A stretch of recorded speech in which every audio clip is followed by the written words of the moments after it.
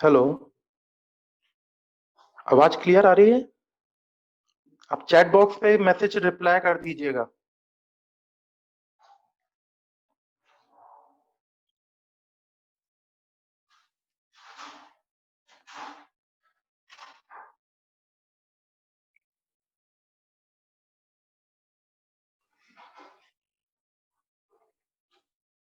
Audio आ रहा है clear?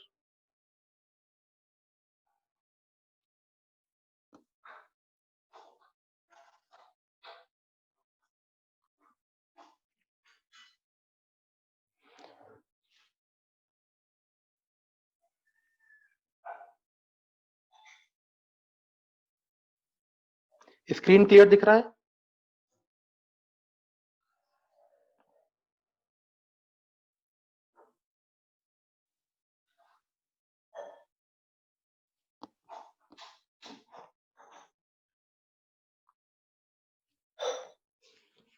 चलिए, जो भी डाउट्स वगैरह आपके रहे हैं वो चैट बॉक्स में मुझे मैसेज कर दिया करिएगा। ठीक है, तो स्टार्ट करते हैं हम लोग। Transportation engineering. कहीं पर भी आवाज का कोई प्रॉब्लम हो या किसी भी प्रकार का कोई भी प्रॉब्लम हो तो आप लोग मैसेज डाल दीजिएगा मुझे, है ना। तो स्टार्ट ट्रांसपोर्टेशन इंजीनियरिंग। ट्रांसपोर्टेशन की बात करें तो सबसे पहले इसमें हम लोग जो बात करेंगे, देखिए, जो आपका ट्रांसपोर्टेशन इंजीनियरिंग रहेगा,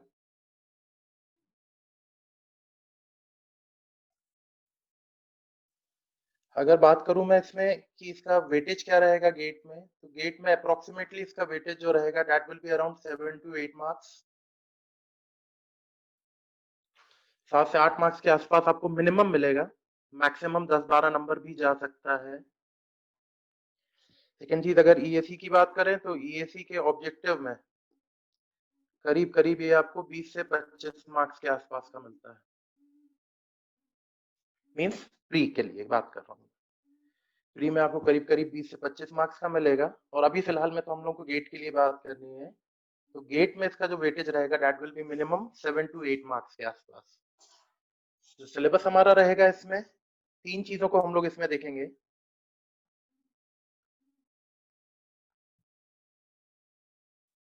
first thing will be your highway engineering, second will be your airport, and third one will be your railway engineering.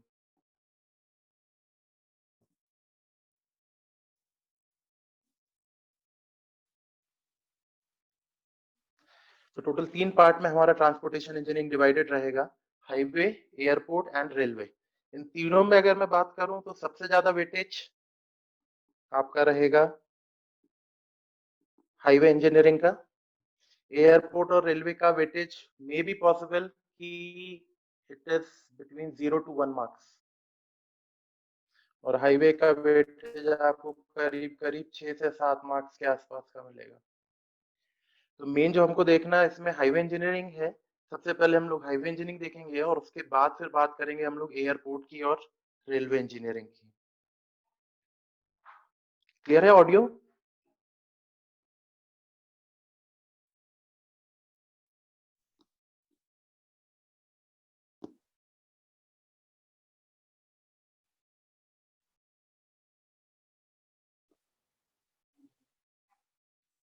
चलिए बात करते हैं अब हम लोग आगे के लिए। तो देखिए, बात हम लोग शुरुआत करेंगे हाईवे इंजीनियरिंग से।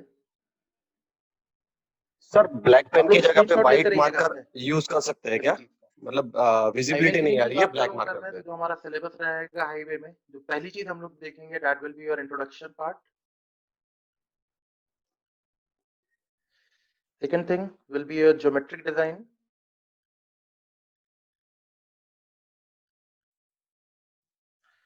Third chapter will be your pavement materials.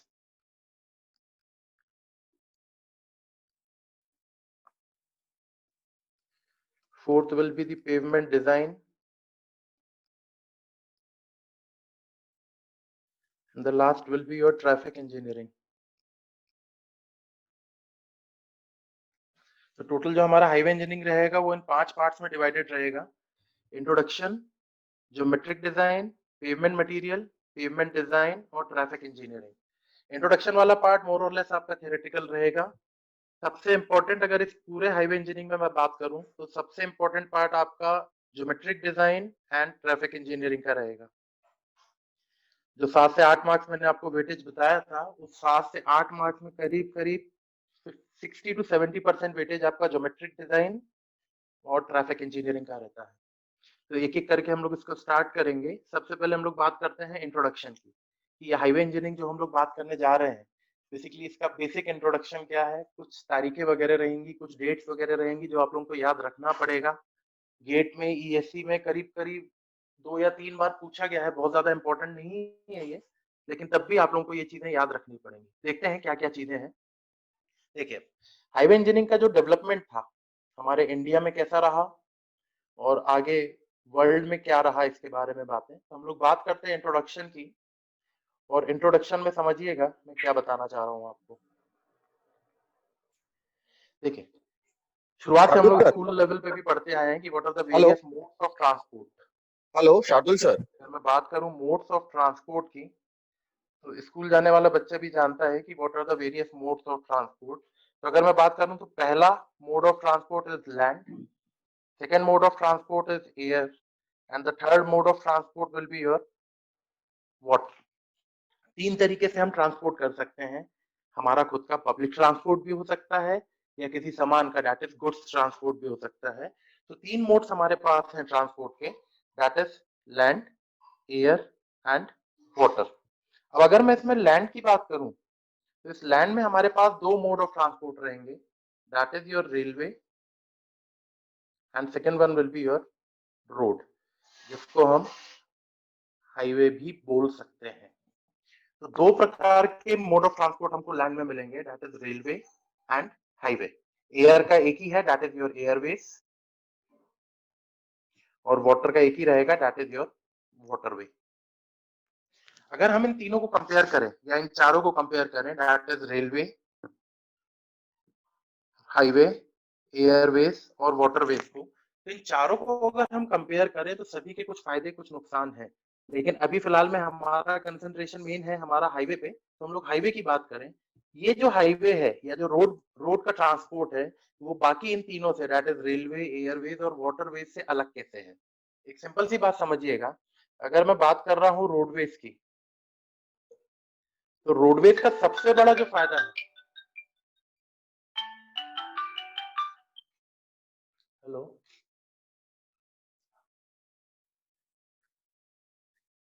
अच्छा ठीक है ठीक है ठीक है। व्हाइट मार्कर,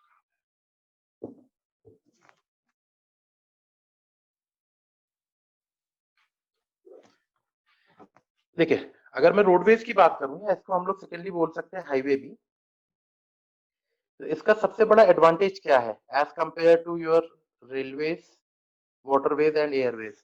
इसका सबसे बड़ा जो एडवांटेज है, that is your flexibility of route and time. इसका मतलब क्या है समझिएगा। मान लीजिए आपको फ्लाइट पकड़नी है, तो फ्लाइट पकड़ने के लिए भी एनी हाउ आपको एयरपोर्ट तक तो रोड से ही जाना पड़ेगा। दूसरी चीज, ट्रेन पकड़नी है, तो ट्रेन पकड़ने के लिए अगर आपको रेलवे प्लेटफॉर्म तक जाना है, तो कहीं ना कहीं पर आपको रोड का यूज करना पड़ेगा। तो पहली चीज जो फ्लेक्सिबिलिटी है इसमें, फ्लेक्सिबिलिटी समझिएगा। फॉर एग्जांपल सपोज करिए मुझे इस ए पॉइंट से बी पॉइंट तक जाना है, ये 2 मेरे लोकेशंस हैं, सपोज करिए this is your origin and this is your destination. तो ए से बी तक जाने के लिए अगर मुझे रोड का यूज करना है, तो there could be number of roads. यहाँ से जा सकता हूँ मैं, यहाँ से जा सकता हूँ, यहाँ से जा सकता हूँ, और भी कई रास्ते हो सकते हैं। यहाँ पर जो सबसे बड़ा फायदा मुझे मिलता है वो है फ्लेक्सिबिलिटी ऑफ रूट। ये मैं अपनी कन्वीनियंस के हिसाब से रूट सेलेक्ट कर सकता हूँ ए से बी तक जाने के लिए। दूसरी चीज टाइम, भाई अगर मुझे बी पर शाम को 5 बजे काम है, तो मैं अपने घर से शाम को 4:30 बजे निकलूं। बशर्ते अगर मैं बात करूं, अगर मैं ट्रेन की बात करूं, तो ट्रेन जितने बजे जाएगी मुझे उतने बजे ही जाना पड़ेगा। जबकि अगर मैं हाईवे की बात करूं या रोड की बात करूं, तो सबसे बड़ा जो फायदा मुझे मिल रहा है, that is the flexibility of the time. यहाँ पर मैं अपने कन्वीनियंस के हिसाब से रूट भी सेलेक्ट कर सकता हूँ, अपने कन्वीनियंस के हिसाब से टाइम भी सेलेक्ट कर सकता हूँ। This is the biggest advantage of your roadways. General बातें मैं बता रहा हूँ, इसका गेट से या किसी कॉम्पिटिटिव एग्जाम से बहुत लेना देना नहीं है, लेकिन तब भी इन चीजों को थोड़ा सा ध्यान में रखिएगा कि जो एडवांटेज है रोडवेज का, वो वापस से बता रहा हूँ, that is the flexibility of route and flexibility of time. आप अपने कन्वीनियंस के हिसाब से रूट भी सेलेक्ट कर सकते हैं, आप अपने कन्वीनियंस के हिसाब से टाइम भी सेलेक्ट कर सकते हैं रोड पर चलने के लिए। जबकि अगर मैं बात कर रहा हूँ रेलवे की, एयरपोर्ट की, मतलब एयरवेज की या वाटरवेज की, तो वहां पर आपके पास रूट की फ्लेक्सिबिलिटी और टाइम की फ्लेक्सिबिलिटी अवेलेबल नहीं रहती है। ट्रेन जितने बजे जाएगी आपको उतने बजे ही जाना पड़ेगा, ट्रेन जिस रूट से जाएगी आपको वही रूट अपनाना पड़ेगा। जबकि ये चीज आप हाईवे में नहीं है। हाईवे में आपको जो रूट आपको पसंद है, आपको जैसे जाना हो, जितने बजे जाना हो, वो सब चीजें आपको यहाँ पर मिलेंगी। ये बेसिक एडवांटेज है। स्क्रीनशॉट वगैरह आप लोग लेते रहिएगा, गेट वगैरह में पूछी नहीं जाएगी सब चीजें, लेकिन तब भी याद रखिएगा, the biggest advantage of roadway is the flexibility of route and time. अपने हिसाब से रूट सेलेक्ट कर सकते हैं, अपने हिसाब से टाइम भी सिलेक्ट आप कर सकते हैं। यहाँ पर बात करें हाईवे का डेवलपमेंट या रोड का डेवलपमेंट इंडिया में कैसे हुआ था। Highway development in India, India में रोड्स के डेवलपमेंट कैसे हुए, देखिए इसमें सबसे पहले आपने स्कूल में भी पढ़ा होगा कि सन 1853 में सबसे पहला ट्रेन चालू हुआ था हमारे इंडिया में, बिटवीन बॉम्बे, उस समय बॉम्बे था ये, बॉम्बे टू ठाणे के बीच। 1853 में सबसे पहली ट्रेन चालू हुई थी हमारे यहाँ पर, that was between Bombay to Thane. लेकिन जब चीजें डेवलप हुई, जब हमारी ईस्ट इंडिया कंपनी आई इंडिया में और उसने अपना बिजनेस एक्सपांड करने का सोचा, तो ट्रेन अकेला उनके लिए कमी पड़ने लगी, मतलब ट्रेन से हर चीजें नहीं हो पा रही थी। तो दे थॉट कि कहीं ना कहीं पर हमको रोड का भी डेवलपमेंट यहाँ पर करना पड़ेगा। तो रोड के डेवलपमेंट के लिए इनने कुछ क्राइटेरिया बनाए। क्राइटेरिया क्या थे वो समझिएगा। सबसे पहले 1927 में एक कमेटी फॉर्म हुई विच वाज नोन एज जयकार कमेटी। सबसे पहले 19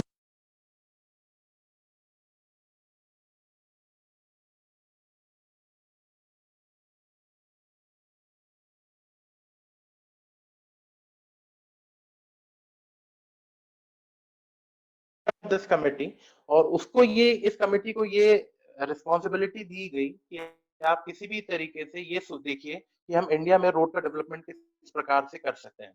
तो उसके लिए इस कमेटी ने साल भर कुछ काम किया, और साल भर काम करने के बाद 1928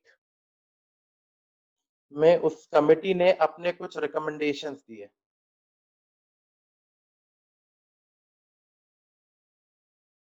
वो रिकमेंडेशंस क्या थे जयकार कमेटी के, वो देखिएगा। जयकर कमेटी के रिकमेंडेशन में सबसे पहला रिकमेंडेशन ये था कि भाई अगर आपको रोड बनाना है या रोड डेवलप करना, ऐसा कहां से आएगा। ये सबसे पहले इनने काम किया कि development of central road fund, जिसको शॉर्ट में बोला गया CRF। ये फ्रेम हुआ था 1929 में। फिर से समझिएगा, 1927 में जयकार कमेटी फॉर्म हुई, 27 में जयकार कमेटी ने अपना काम करना चालू किया, और एक साल बाद दैट इज 1928 में उस जयकर कमेटी ने अपने रिकमेंडेशंस दिए। जो पहला रिकमेंडेशन था इसका, वो था the development of central road fund. Means कहीं ना कहीं से आपको फंड का कलेक्शन करना पड़ेगा अगर आपको रोड का कंस्ट्रक्शन या रोड का डेवलपमेंट करना है तो।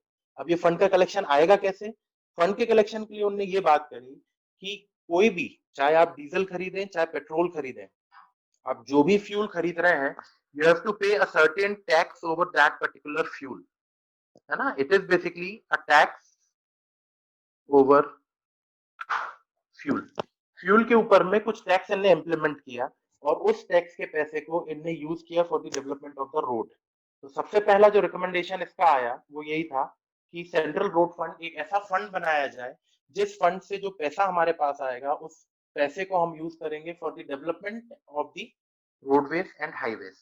जो सेकंड रिकमेंडेशन था वो ये था कि भाई पैसा हमारे,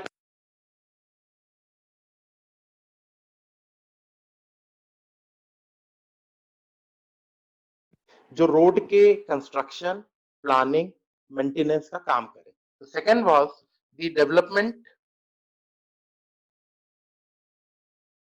of an organisation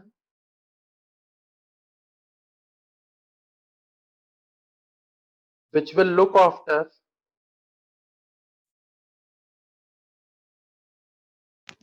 planning, construction, design and maintenance of road। तो जो सेकंड रिकमेंडेशन इस जेकर का आया वो ये आया कि भाई हमारे पास पैसा आ गया कहाँ से, सेंट्रल रोड फंड से। अब इस पैसे को हमको यूटिलाइज करना है for the planning, construction, design and maintenance of the road. इसके लिए एक ऑर्गेनाइजेशन बनाया गया और उस ऑर्गेनाइजेशन का नाम रहा आपका IRC, that is Indian Road Congress. तो पहला काम पैसा कलेक्ट किया। पैसा कहां से कलेक्ट हुआ? सेंट्रल रोड फंड से। ये कब बना? 1929 में। पैसा आने के बाद कहीं ना कहीं पर एक ऐसा ऑर्गेनाइजेशन डेवलप करने की जरूरत पड़ी जो कि प्लानिंग को देखे, कंस्ट्रक्शन देखे, डिजाइन देखे और मेंटेनेंस देखे किसका? इंडिया में बनने वाली हर प्रकार की रोड का। और उस ऑर्गेनाइजेशन का नाम पड़ा IRC, that is Indian Road Congress. ये बनी थी आपकी 1934 में। जो सेकंड रिकमेंडेशन था, that was the development of an organization which will look after the planning, construction, design and maintenance of the road in India। India में बनने वाली हर रोड की प्लानिंग, कंस्ट्रक्शन, डिजाइन और मेंटेनेंस का काम एक ऑर्गेनाइजेशन के हाथ में दिया गया और उस ऑर्गेनाइजेशन का नाम पड़ा IRC। इसके बारे में डिटेल में बातें होंगी, ये नाम पे सुनाई देगा आगे। एंड IRC का फुल फॉर्म आपका है इंडियन रोड कांग्रेस, जो कि बनी थी कब? 1934 में। डेट्स याद रखिएगा, गेट वाले तो नहीं पूछेंगे, लेकिन अगर आप कोई स्टेट का एग्जाम दे रहे हैं, SSC वगैरह दे रहे हैं, तो ये सब डेट्स वगैरह हो सकता है वो पूछ ले। तो पहला काम, इंडिया में रोड का डेवलपमेंट कहां से चालू हुआ? तो 1927 में जयकार कमेटी का फॉर्मेशन हुआ। जयकार कमेटी ने अपनी रिकमेंडेशन दी 1928 में। 28 में जो उसने रिकमेंडेशन दी, सबसे पहला रिकमेंडेशन था भाई पैसा चाहिए। पैसे के लिए उसने बनाया एक सेंट्रल रोड फंड। दूसरा काम, एक ऐसा ऑर्गेनाइजेशन डेवलप करने की बात हुई जो कि प्लानिंग को देखे, कंस्ट्रक्शन देखे, मेंटेनेंस देखे और डिजाइन की बात करे।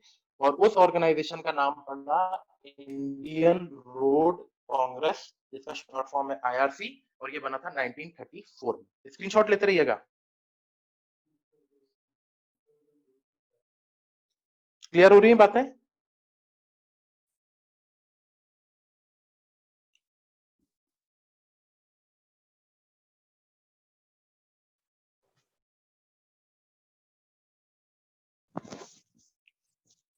आवाज क्लियर है ना अभी?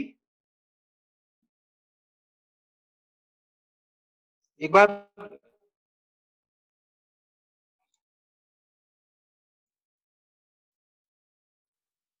आवाज क्लियर आ रही है?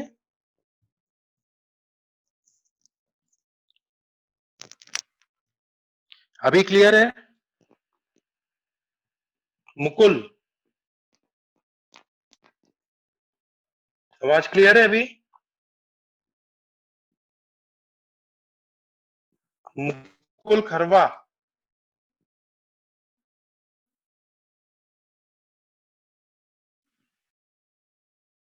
चलिए आगे देखते हैं।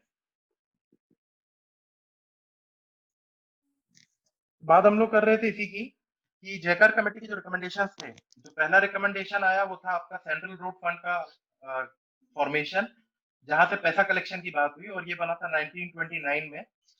पैसे कैसे कलेक्ट किया जाएगा? That is to charge a tax over any fuel.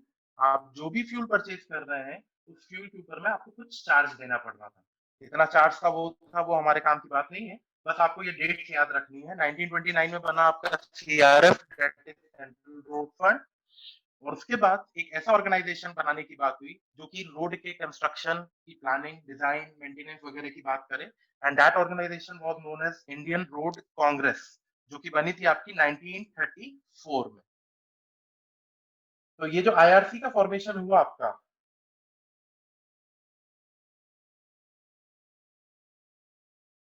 That was formed इन 1934 और इसका नाम जो था that is your Indian Road Congress.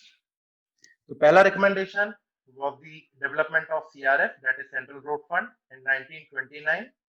The second recommendation was the formation of an organization which will look after the planning, design, construction of a road, and that was your Indian Road Congress in 1934. जो तीसरा recommendation आया, जैसे जैसे population बढ़ने लगी, industrialisation होने लगा, कहीं ना कहीं पे ये बात आई कि भाई हमको नए प्रकार के रोड्स बनाने अगर हैं या कुछ नया काम करना है रोड पे, तो कहीं ना कहीं पे एक रिसर्च इंस्टीट्यूट भी होना चाहिए which will look after the R&D work, that is research and development work related to any road construction in India. और उसके लिए फॉर्म हुआ आपका एक और organisation that was known as CRRI, that is Central Road Research Institute. इसका formation हुआ था 1950 में। तो पहला recommendation was the central road fund, दूसरा recommendation was the formation of IRC in 1954 और जो तीसरा रिकमेंडेशन था that is the formation of a research organisation which is known as CRRI, central road research institute. इसका formation हुआ था 1950 में और इस पर्टिकुलर इंस्टीट्यूट का काम था to look after the research and development work related to highway. Road से रिलेटेड कोई भी रिसर्च एंड डेवलपमेंट वर्क होगा जिसको R&D वर्क भी हम लोग कह सकते हैं, that will B look after by central road research institute, that is CRRI। ये तीन मेन रिकमेंडेशंस थे आपके जयकार कमेटी के। पहला रिकमेंडेशन पैसा कलेक्ट करना। पैसा कहाँ से कलेक्ट किया गया? एक ऐसा फंड डेवलप किया गया, एक ऐसा फंड बनाया गया कि अगर आप कोई सा भी फ्यूल खरीदते हैं तो फ्यूल के थ्रू आप पैसा कलेक्ट करेंगे and that money will be utilized construction of the highway. Second जो रिकमेंडेशन आया वो आया एक ऐसा ऑर्गेनाइजेशन बनाने का जो कि कहीं ना कहीं पे आपके प्लानिंग, डिजाइन, कंस्ट्रक्शन, रोड से रिलेटेड हर काम देखेगा एंड दैट इंस्टीट्यूट या that organisation was IRC, that is Indian Road Congress. ये बना था 1934 में। तीसरा जो रिकमेंडेशन था वो एक ऐसा इंस्टीट्यूट का फॉर्मेशन था जो कि कहीं ना कहीं देखेगा रिसर्च और डेवलपमेंट से रिलेटेड वर्क को इसके रोड के, और उस इंस्टीट्यूट का नाम था आपका सेंट्रल रोड रिसर्च इंस्टीट्यूट और इसका फॉर्मेशन हुआ था 1950 सन 1950। ये तीन बेसिक रिकमेंडेशन थे आपके जयकार कमेटी के। नाम और डेट्स याद रखिएगा। शुरुआत थोड़ी सी ऐसी रहेगी हाईवे की जिसमें आपको कुछ ऐसी तारीखें और कुछ पुरानी हिस्ट्री के बारे में बात करनी पड़ेगी, तो वो थोड़ा सा बस दिमाग में रखिएगा इन सब चीजों को, स्क्रीनशॉट लेते रहिएगा। तो CRF बना, IRC बना, CRRI बना। इसके बाद नेक्स्ट जो रिकमेंडेशन दिया, जो चौथा रिकमेंडेशन था जयकर कमेटी का, वो ये था कि भाई आपको कहीं ना कहीं पर बैठ के एक लंबी प्लानिंग करनी पड़ेगी। जैसे आज भी अगर आप देखें तो जो हमारी इंडियन गवर्नमेंट है कहीं ना कहीं पे पंचवर्षीय योजना, आपने नाम सुना होगा, 5 साल का प्लानिंग करते हैं ये लोग किसी भी चीज के लिए कि भाई इन आगे आने वाले 5 सालों में हम ये काम करेंगे। उसी प्रकार में जयकार कमेटी ने ये बोला कि अगर आपको कहीं पर रोड डेवलप करनी है तो आपको एक लंबा प्लानिंग करना आपका, that was a long term planning.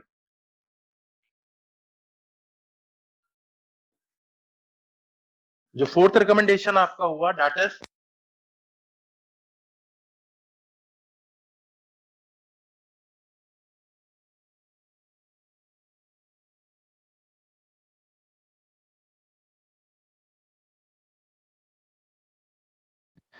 जो लॉन्ग टर्म प्लानिंग जयकार कमेटी ने बात की, उस लॉन्ग टर्म प्लानिंग को नाम दिया गया 20 ईयर रोड डेवलपमेंट प्लान। इसके बारे में डिटेल में हम लोग बात करते हैं अभी। ये 20 ईयर रोड डेवलपमेंट प्लान क्या था? तो जो सबसे पहला 20 ईयर रोड डेवलपमेंट प्लान आया, first 20 year road development plan, अगर मैं बात करूं first 20 year road development plan की, तो ये प्लानिंग बैठ के हुई थी आपकी नागपुर में, जहां पर अभी आप लोग बैठे हुए हैं।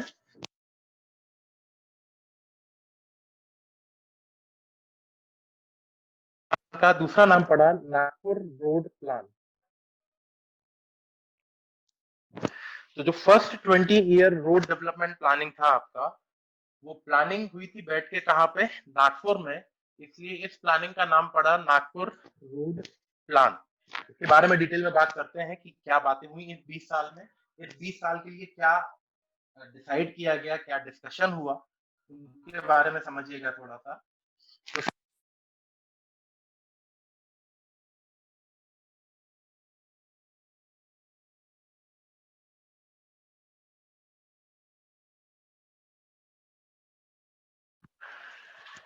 रोड डेवलपमेंट प्लान के बारे,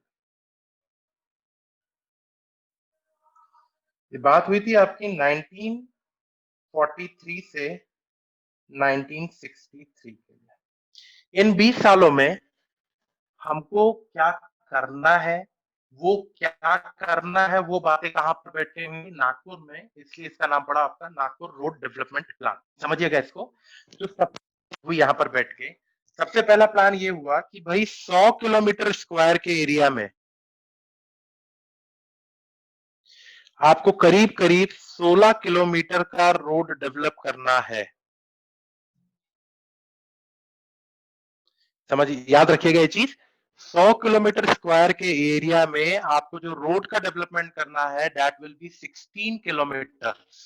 इसका मतलब हम बोल सकते हैं कि जो रोड डेंसिटी प्लान की गई इन आने वाले 20 सालों के लिए, that was 16 kilometre per 100 kilometre square area. तो जो सबसे पहली बात हुई यहाँ पर नागपुर में बैठ के, वो ये हुआ कि भाई अगर आपको कुछ काम करना है तो उसका काम रोड बनाना है। रोड कैसे बनानी है, रोड की डेंसिटी क्या रखनी है, the density of the road as per the Nagpur road plan should be 16 kilometre per 100 kilometre square area. 100 kilometre square के एरिया में आपको जो रोड डेवलप करनी है, दैट इज 16 किलोमीटर की। वो रोड कौन सी रहेगी, कैसी रहेगी, वो बातें हम लोग अभी करेंगे। तो सबसे पहली चीज ना, जयकर कमेटी के बारे में हम लोग बात कर रहे थे। जयकर कमेटी के जो रिकमेंडेशन थे, फिर से समझिएगा। सबसे पहला, पैसा कलेक्ट करना है। पैसा कहां से कलेक्ट किया, सेंट्रल रोड फंड बना के। कब बना ये, 1929 में। दूसरा काम, पैसा आ गया, अब उस पैसे को यूटिलाइज करना है for the planning, construction, maintenance, design of the road. उसके लिए एक ऑर्गेनाइजेशन बना, का नाम पड़ा आपका इंडियन रोड कांग्रेस। ये कब बना आपका, 1934 में। तीसरा काम, रोड बनना चालू हो चुकी है, अब उस पर कुछ नए रिसर्च करने हैं, कुछ नया डेवलपमेंट करना है, तो उसके लिए एक ऑर्गेनाइजेशन बना which was central road research institute, और ये बना आपका 1950 में, 1950 में। चौथा काम जो रहा, जयकर कमेटी वालों ने बोला कि भाई आपको एक लॉन्ग टर्म प्लानिंग करना पड़ेगा, और उस लॉन्ग टर्म प्लानिंग का नाम इन्होंने रखा 20 ईयर रोड डेवलपमेंट प्लान। कि भाई 20-20 साल का लक्ष्य हम लोग रखेंगे, 20-20 साल का एक प्लानिंग हम लोग बनाएंगे कि इस आने वाले 20 साल में हमको क्या चीज डेवलप करनी है। तो सबसे पहली प्लानिंग हुई नागपुर में बैठ के, इसलिए पहला जो डेवलपमेंट प्लान था उसका नाम पड़ा आपका नागपुर रोड डेवलपमेंट प्लान, जो कि टारगेट किया गया था 1943 से 1963 के लिए। 43 से 63 के बीच में जो टारगेट लिए गए, जो सोचे गए, पहला टारगेट सोचा गया रोड डेंसिटी रखनी है, that will be 16 kilometre of the road पर 100 kilometre square area. 100 kilometre square area में आपको जो रोड रखनी है, वो कितनी रखनी है, दैट इज 16 किलोमीटर का रोड आपके पास डेवलप करना है in 100 kilometre square area. This was the first target जो कि सोचा गया था नागपुर में बैठ के, और ये टारगेट कंप्लीट करने का जो लक्ष्य रखा गया था, वो कब से कब तक के लिए था, 43 से 63 के लिए। आगे इसमें थोड़ा सा ट्विस्ट है, क्या रहेगा वो बात करेंगे हम लोग अभी। तो पहला जो टारगेट था नागपुर में बैठ के, जो टारगेट रखा गया, पहला टारगेट, आपको जो रोड डेवलप करनी है, 100 किलोमीटर स्क्वायर के एरिया में 16 किलोमीटर का रोड आपको डेवलप करना रहेगा। याद रखिएगा ये सब फैक्ट्स एंड फिगर्स, और स्क्रीनशॉट लेते रहिएगा। आगे बढ़ते हैं। जो सेकंड बात नागपुर में बैठ के हुई, रोड के जो पैटर्न है, देखिए आप कहीं पर भी ध्यान दीजिएगा, आज भी सपोज करिए किसी सिटी के मैप की अगर मैं बात करूं, तो सपोज करिए ये सिटी का सबसे इंपॉर्टेंट लोकेशन है, और आपकी दूसरी लोकेशन से उस सिटी की, this is the centre point of the city, और ये कुछ इंपॉर्टेंट लोकेशन हैं उसी शहर की। नागपुर शहर ले लीजिए, बड़ौदा ले लीजिए, जो भी शहर है, ये आपका centre point of the city है, या सबसे important location of the city है, और ये कुछ दूसरी छोटी मोटी इंपॉर्टेंट लोकेशन है। तो नागपुर वालों ने ये बोला नागपुर में बैठ के कि ये सभी लोकेशंस को आप कुछ इस तरीके से बनाएं, रोड्स कुछ इस तरीके से डेवलप करें कि ये सभी लोकेशंस आपस में आपकी कुछ इस प्रकार से इंटरकनेक्टेड रहे। ये जो लाइंस आपको दिख रही है, ये रोड है, this is the centre point of the city, और ये कुछ आपकी इंपॉर्टेंट लोकेशंस है शहर की।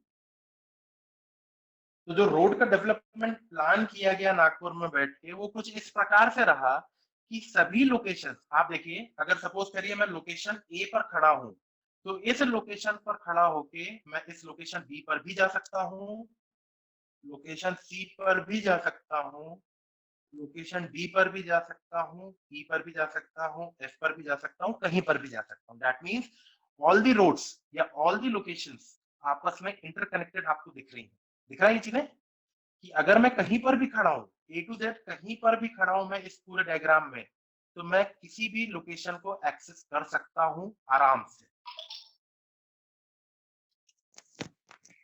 और इस लोकेशन को अगर मैं इस पर्टिकुलर चीज को अगर मैं बोलूं, तो नागपुर वालों ने इसको नाम दिया स्टार एंड ग्रिड पैटर्न। इस पर्टिकुलर पैटर्न को नाम दिया गया स्टार एंड ग्रिड पैटर्न। देखिएगा ड्राइंग में हम लोग कई बार स्कूल में आप लोग स्टार को ऐसे बनाते थे कुछ, आप देखिए इस स्टार को भी अगर आप देखें तो हर पॉइंट आपस में इंटरकनेक्टेड है। ठीक उसी प्रकार इस पर्टिकुलर रोड को देखिएगा, इस रोड के किसी भी लोकेशन पर आप खड़े हो जाए, फॉर एग्जांपल अगर मैं सी पर खड़ा हूं और मुझे सपोज करिए इस एफ पर जाना है, तो सी से एफ पर जाने के मेरे पास बहुत सारे रास्ते हैं, सभी आपस में इंटरकनेक्टेड लोकेशंस हैं। यहाँ पर सी से मुझे जाना है तो मैं डी पर जाके एफ पर जा सकता हूँ, सी से मैं ए पर जाकर डी पर जा सकता हूँ, सी से मैं ए पर जाकर बी पर जाकर ई पर जाकर फिर एफ पर पहुंच सकता हूँ। तो ऐसे कहीं से भी कहीं पर पहुंचा जा सकता है। And this type of pattern is known as star and grid pattern of the roads. मतलब जितनी भी रोड्स हैं वो सब में आपकी इंटरकनेक्टेड रहेंगी। यहाँ तक कि वालों ने पूछा हुआ है कि स्टार एंड ग्रिड पैटर्न कब किस रोड प्लानिंग में डिसाइड किया गया था, तो याद रखिएगा star and grid pattern was decided in Nagpur road plan. तो नागपुर रोड प्लान की हम लोग बात कर रहे थे, ये टारगेट किया गया था 1943 से लेके 1963 के लिए कि भाई इन 20 सालों में हमको क्या क्या टारगेट अचीव करने हैं। सबसे पहला टारगेट रहा आपका 16 किलोमीटर का रोड डेंसिटी आपको रखना है in 100 kilometre square area. This was the first target. Second जो चीज थी that is the adoption of the star and grid pattern, कि आपको जो भी रोड कंस्ट्रक्ट करनी है वो किस पैटर्न को फॉलो करनी चाहिए, that is the star and grid pattern. आज भी आप देखेंगे, आप अपने शहर के किसी भी लोकेशन पर खड़े हो जाइए तो आप उस लोकेशन से उस शहर की किसी भी दूसरी लोकेशन को आसानी से एक्सेस कर सकते हैं। तो this is the basic concept behind your star and grid pattern. तीसरी चीज नागपुर वालों ने जो बोली, रोड्स को उन्होंने क्लासिफाई किया इन 5 कैटेगरीज। नागपुर वालों के हिसाब से रोड 5 कैटेगरी में क्लासिफाई की गई। The first category was your national highway. क्या होता है इनका मतलब मैं बताऊंगा अभी। The first category of the road was national highway, जिसको हम लोग NH बोलेंगे। क्या होता है इसका मतलब समझेंगे अभी। The second category of the road will be your state highway, जिसको शॉर्ट में SH बोला जाएगा। The third category of the road is the major district road, that is MDR। जो तीसरा कैटेगरी आपका रोड का रहेगा that is major district road, और इसको शॉर्ट में बोला जाएगा MDR। जो चौथी कैटेगरी रहेगी that is other district road, और इसको शॉर्ट में बोला जाएगा ODR. पहला category of the road is national highway, second is the state highway, third one is the major district road, fourth is the other district road, and the fifth one is the village road. Short में इसको VR नाम से बोलेंगे। तो नागपुर वालों ने road को 5 category में डिवाइड किया। नागपुर वालों ने इन द सेंस मतलब जो नागपुर में कमेटी बैठी थी for the first 20 year road development plan, उनके हिसाब से जो भी रोड आप बनाएंगे वो रोड इन 5 कैटेगरी में से कोई ना कोई एक प्रकार की होगी। वो 5 कैटेगरी आपकी थी national highway, that is NH, state highway, major district road, other district road and village roads. NH, SH, MDR, ODR and VR। इनके डिफरेंसेस क्या है, मतलब किस रोड को आप नेशनल हाईवे बोलेंगे, किसको आप स्टेट हाईवे बोलेंगे, किसको आप मेजर डिस्ट्रिक्ट रोड बोलेंगे, किसको अदर डिस्ट्रिक्ट रोड बोलेंगे, किसको विलेज रोड्स बोलेंगे। इसको थोड़ा सा समझिएगा, पांचों कैटेगरी में बेसिक डिफरेंस क्या है। क्वेश्चन आपके लिए है कि सपोज करिए अगर आप किसी रोड पे चल रहे हैं तो उस रोड पे चलते समय आप कैसे पहचानेंगे कि आप नेशनल हाईवे पे हैं कि स्टेट हाईवे पे हैं। क्या ऐसा रहता है रोड के ऊपर में जिसके बेस पे आप बता सकते हैं कि the road is a national highway और स्टेट हाईवे। जवाब दीजिए चैटिंग पे। आप रोड को कैसे क्लासिफाई करेंगे कि जिस रोड पे आप चल रहे हैं वो नेशनल हाईवे है या फिर स्टेट हाईवे है, क्या तरीका रहेगा?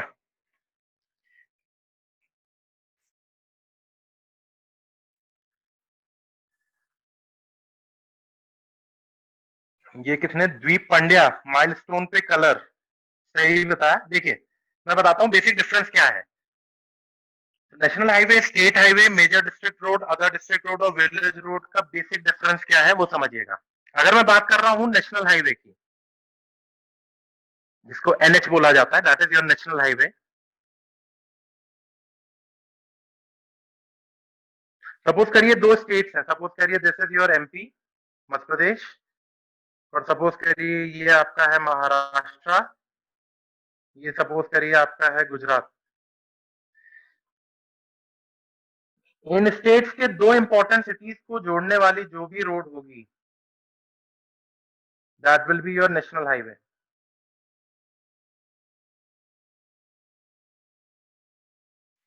एक ऐसी रोड जो दो अलग स्टेट के दो इंपॉर्टेंट शहरों को आपस में जोड़ती है, that road is basically known as the national highway. बहुत सारे नेशनल हाईवे हैं अभी हमारे यहाँ पर, कौन कौन से हैं वो तो जीके का सवाल है, लेकिन नेशनल हाईवे का बेसिक मतलब क्या है, एक ऐसा रोड जो दो अलग स्टेट के दो इंपॉर्टेंट शहरों को आपस में जोड़ती है, that is the national highway. Road पर अगर आप चल रहे हैं तो पहचानेंगे कैसे कि आप नेशनल हाईवे पे चल रहे हैं कि स्टेट हाईवे पे चल रहे हैं। जवाब आए हैं मेरे पास? किसी ने बोला है स्पीड लिमिट, किसने बोला दीपक का स्पीड कैसे पहचानोगे, स्पीड लिमिट से कैसे जानेंगे आप? ये कोई दो तीन लोगों ने सही जवाब दिए हैं, देखिएगा क्या बेसिक डिफरेंस है। अगर आप किसी रोड पे चल रहे हैं वहां पे किस प्रकार का माइलस्टोन देखते होंगे आप, एक ऐसा माइलस्टोन होता है जिसमें कुछ किलोमीटर लिखे रहते हैं। सपोज करिए ऐसा कुछ लिखा दिख रहा है आपको,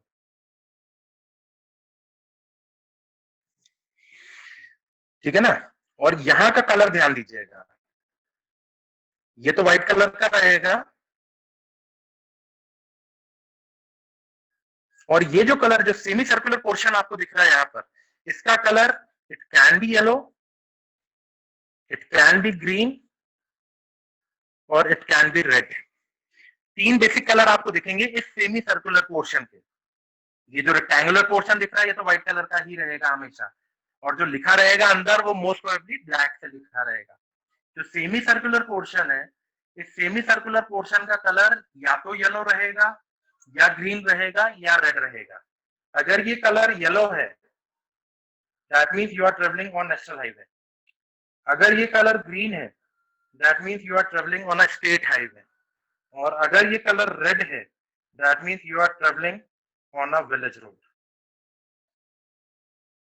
ये दिमाग में रखिएगा, इंटरव्यू वगैरह में सवाल पूछा जाता है ये कि अगर आप किसी रोड पे चल रहे हैं तो उस रोड पे आप कैसे पहचानेंगे, क्या देख के पहचानेंगे कि आप किस रोड पे हैं। याद रखिएगा जो भी माइलस्टोन है उस माइलस्टोन का जो सेमी सर्कुलर पोर्शन है, अगर वो येलो कलर से प्रिंटेड है, that means you are travelling on a national highway. अगर वो semi circular portion green colour से पेंटेड है, that means you are travelling on a state highway.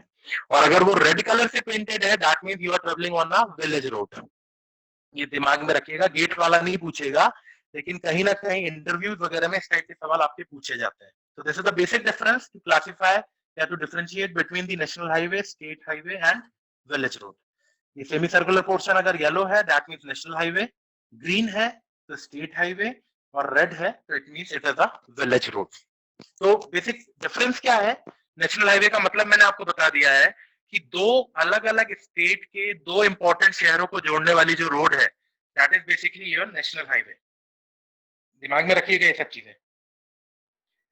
MDR ODR के लिए कोई कलर नहीं रहेगा, बेसिकली वो ग्रीन कलर से ही रहेगा। ये किसी ने क्वेश्चन पूछा था, अंकिता। तो एमडीआर और ओडीआर का कोई बेसिक डिफरेंस कलर से नहीं पहचान सकते हैं आप। होता क्या है एमडीआर और ओडीआर वो मैं बता रहा हूँ, लेकिन जो बेसिक डिफरेंस है वो सिर्फ नेशनल हाईवे, स्टेट हाईवे और विलेज रोड्स के लिए रहता है। एमडीआर और ओडीआर के लिए कलर का डिफरेंस आप नहीं देख सकते हैं वहां पर। Yellow colour national highway, green colour state highway, red colour आपका विलेज रोड रहेगा। तो नेशनल हाईवे का मतलब मैंने आपको बता दिया है, दो अलग अलग स्टेट्स के दो इंपॉर्टेंट शहरों को जोड़ने वाला जो रोड है, that is your national highway. State highway एक ही स्टेट में, सपोज करिए जैसे ये कोई स्टेट है आपका, महाराष्ट्र है मान लीजिए, इसके दो इंपॉर्टेंट शहर मान लीजिए ए और बी, इन दो शहरों को जोड़ने वाली जो रोड रहेगी, that is basically your state highway. एक ही स्टेट के दो इंपॉर्टेंट शहरों को जोड़ने वाली रोड द स्टेट हाईवे, दो अलग अलग स्टेट्स के इंपॉर्टेंट शहरों को जोड़ने वाली road is the national highway. Clear है बात ये? और डिफरेंस कैसे देखेंगे आप? अगर आप रोड पर चल रहे हैं और माइलस्टोन का कलर आपको ग्रीन दिख रहा है, that means you are travelling on a state highway. Milestone का कलर अगर येलो दिख रहा है, that means you are travelling on a national highway. कभी भी रोड पर, रोड की विड्थ से, रोड की कंडीशन से, रोड पर चलने वाली स्पीड लिमिट से कभी भी रोड का क्लासिफिकेशन फिलहाल में नहीं करेंगे आप। जो बेसिक क्लासिफिकेशन है रोड का, वो उसके माइलस्टोन के कलर देख के होगा। क्योंकि भाई देखिए सिंपल सी बात है, रोड पे मान लीजिए स्पीड लिमिट लिखी है 80 किलोमीटर पर आवर की, लेकिन हर इंसान 80 की स्पीड चलाएगा ये गारंटी नहीं है वहां पर। तो स्पीड लिमिट के हिसाब से आप रोड का क्लासिफिकेशन नहीं करेंगे। रोड का क्लासिफिकेशन होगा on the basis of the colour of the milestone. Yellow colour national highway, green colour state highway, और red colour will be your village road. National highway का मतलब क्या हुआ? एक ऐसा रोड जो दो अलग अलग स्टेट्स के दो इंपॉर्टेंट शहरों को जोड़ रहा है, that is the national highway. एक ही स्टेट के दो शहरों को जोड़ने वाली road will be your state highway. आप समझिएगा कि एमडीआर और ओडीआर का क्या मतलब है।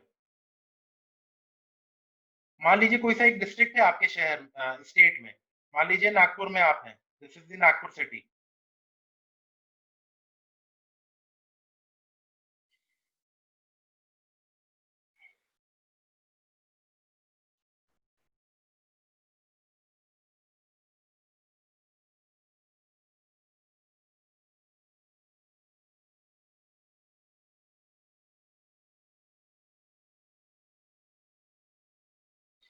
इस नागपुर सिटी में सपोज करिए, ये सपोज करिए आपका कोई शहर है, नागपुर है बस सपोज करिए। अब इस शहर के अंदर में जो भी रोड्स होंगी जो इस नागपुर डिस्ट्रिक्ट को आपस में कनेक्ट कर रही है, that road will be known as the major district road and other district road. भाई एक ही डिस्ट्रिक्ट, एक ही जिले के अंदर में जो छोटे छोटे टाउन्स होते हैं, जो इंपॉर्टेंट लोकेशंस होती हैं, उन लोकेशंस को आपस में कनेक्ट करने वाली रोड को दो कैटेगरी में नाम दिया जाता है, that is MDR and ODR. देखिए हम अंदर आते जा रहे हैं।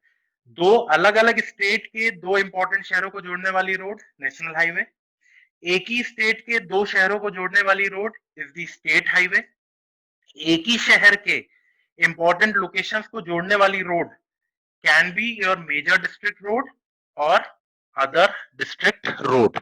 तो समझिएगा, दो अलग अलग स्टेट के शहरों को जोड़ने वाली रोड आपकी बनी नेशनल हाईवे, एक ही स्टेट के दो शहरों को जोड़ने वाली रोड बनी आपकी स्टेट हाईवे, एक ही शहर के अंदर में मेजर लोकेशंस को कनेक्ट करने वाली रोड आपकी बनेगी या तो मेजर डिस्ट्रिक्ट रोड या फिर अदर डिस्ट्रिक्ट रोड्स। क्लियर हो रही बातें ये?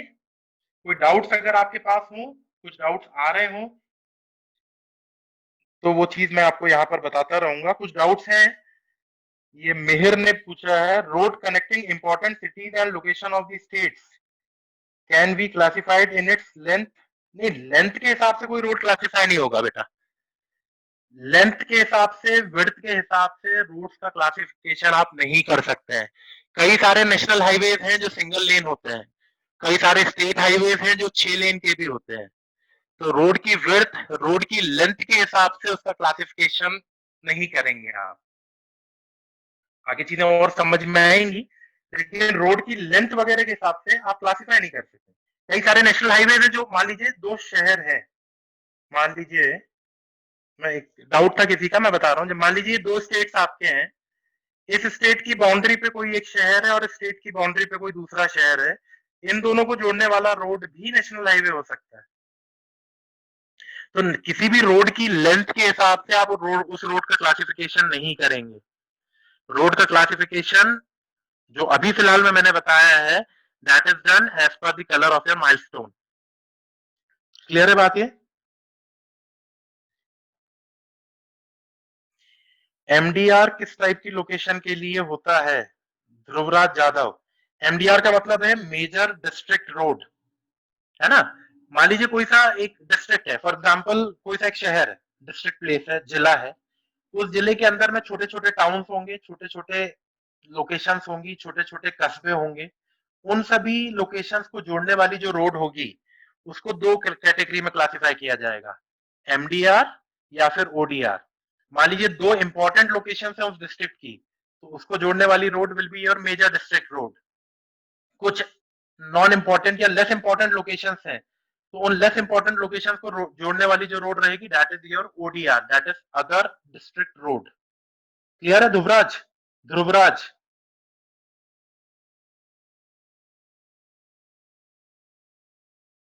है ना। तो एमडीआर और ओडीआर का क्लासिफिकेशन ऐसा कोई खास इंपॉर्टेंट नहीं है आपके लिए।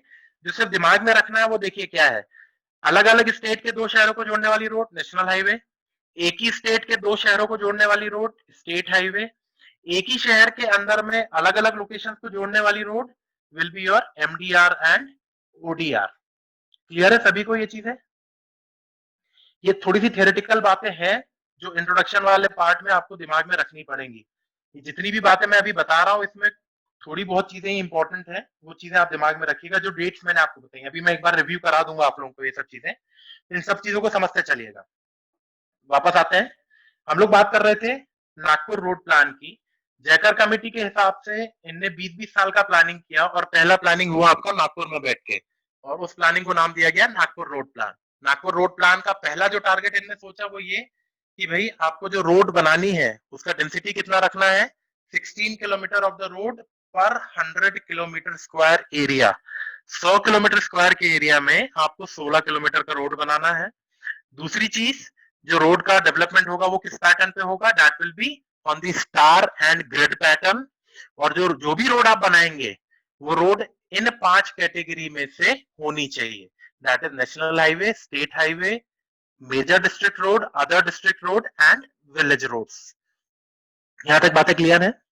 अब इसमें जो चीज थी जो मैंने आपको बताया था, नागपुर रोड प्लान बना था 1943 से 1963 के लिए, लेकिन इनने जो टारगेट सोच रखे थे, क्या टारगेट था, 16 किलोमीटर का रोड डेवलप करना था इन 100 किलोमीटर स्क्वायर एरिया। ये टारगेट इनने 2 साल पहले ही अचीव कर लिया था। That means all the targets were achieved in 1961।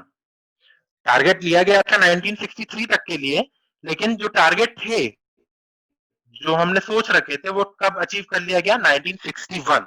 इसलिए आप किताबों में देखेंगे तो नागपुर रोड प्लान आपको दिखेगा 43 से 61 के लिए। कायदे से ये 63 होना चाहिए था, लेकिन जो टारगेट हमने सोच रखे थे वो टारगेट आपके 2 साल पहले अचीव कर लिए गए थे, इसलिए जो पहला रोड प्लान था वो 61 में खत्म हुआ था। दिमाग में रखिएगा ये, है ना। तो जो पहला रोड प्लान था आपका नागपुर वाला,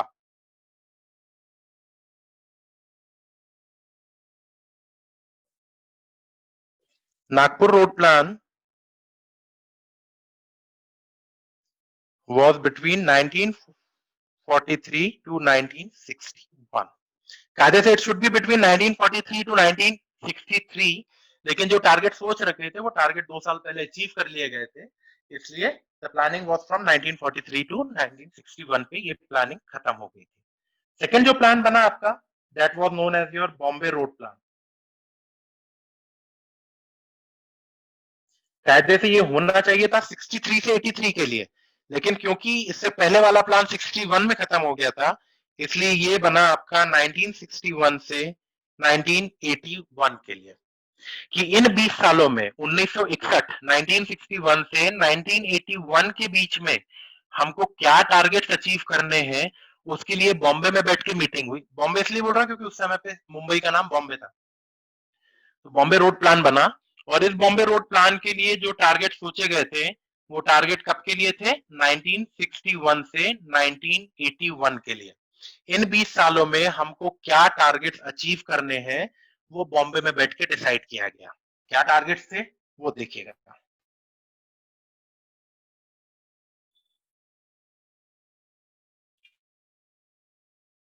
तो बात करूं अगर मैं बॉम्बे रोड प्लान की, which was from 1961 to 1981। जो सबसे पहला टारगेट इनने सोचा, नागपुर वालों ने बोला था कि आपको 100 किलोमीटर स्क्वायर के एरिया में 16 किलोमीटर का रोड देना है। बॉम्बे वालों ने बोला आपको जो रोड देना है that is 32 kilometre per 100 kilometre square area. That means your road density as per the Bombay road plan should be 32 kilometers of the road per 100 kilometre square area. 100 kilometre square के area में आपको जो road plan करनी है वो कितनी करनी है? अब 32 किलोमीटर का, 32 किलोमीटर। नागपुर वालों ने बोला था 16, बॉम्बे वालों ने उसको बढ़ाया, क्योंकि भाई 20 साल आप आगे बढ़ चुके हैं, पॉपुलेशन बढ़ चुकी है, टेक्नोलॉजी थोड़ी सी एडवांस हो चुकी है, तो कहीं ना कहीं पे जो टारगेट्स हमने सोच रखे हैं वो टारगेट्स आपको थोड़े से बढ़ाने पड़ेंगे।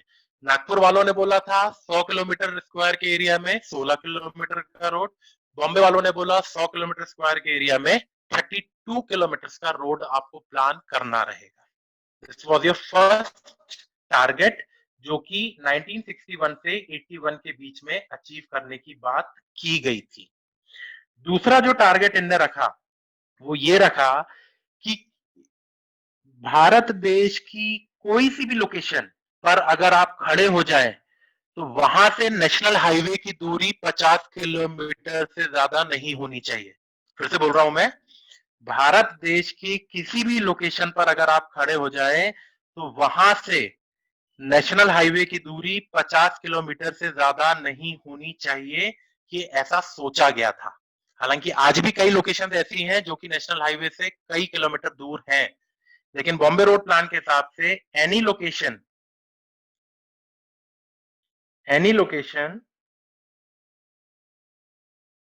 should not be more than 50 kilometers from the national highway।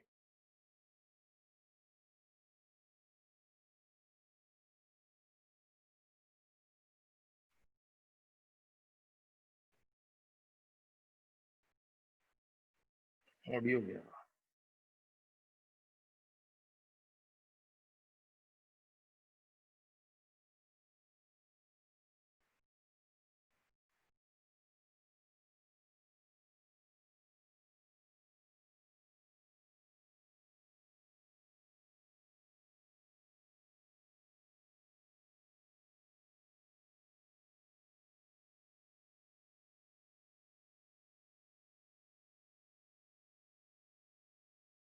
Any location should not be more than 50 kilometers from any national highway। कोई सी भी लोकेशन इस देश की नेशनल हाईवे से 50 किलोमीटर की दूरी से ज्यादा नहीं होनी चाहिए। क्लियर है? तो सेकंड टारगेट इन्हें सोच रखा था, आप भारत के किसी भी लोकेशन पर खड़े हो जाएं, वहां से नेशनल हाईवे की दूरी 50 किलोमीटर से ज्यादा नहीं होनी चाहिए। जो तीसरा टारगेट इन्हें सोच रखा है सोच रखा था, that is development of 2000 kilometres of expressways. Expressways क्या है इसके बारे में हम लोग बात करते हैं अभी। तो जो तीसरा टारगेट था, that is the development of 2000 kilometre, 2000 kilometre के एक्सप्रेसवे प्लान करने थे इन 20 सालों में। खैर वो आज तक नहीं हुए हमारे इंडिया में, लेकिन बॉम्बे वालों ने बोला था, बॉम्बे में बैठ के ये बात की गई थी कि 1961 से 81 के बीच में you have to develop around 2000 kilometre of expressways. Expressways क्या है? ये नेशनल हाईवे से भी एडवांस कुछ रोड नेटवर्क है। क्या होता है इसका मतलब, मैं बात करता हूं अभी। कुछ डाउट्स वगैरह अभी तक में?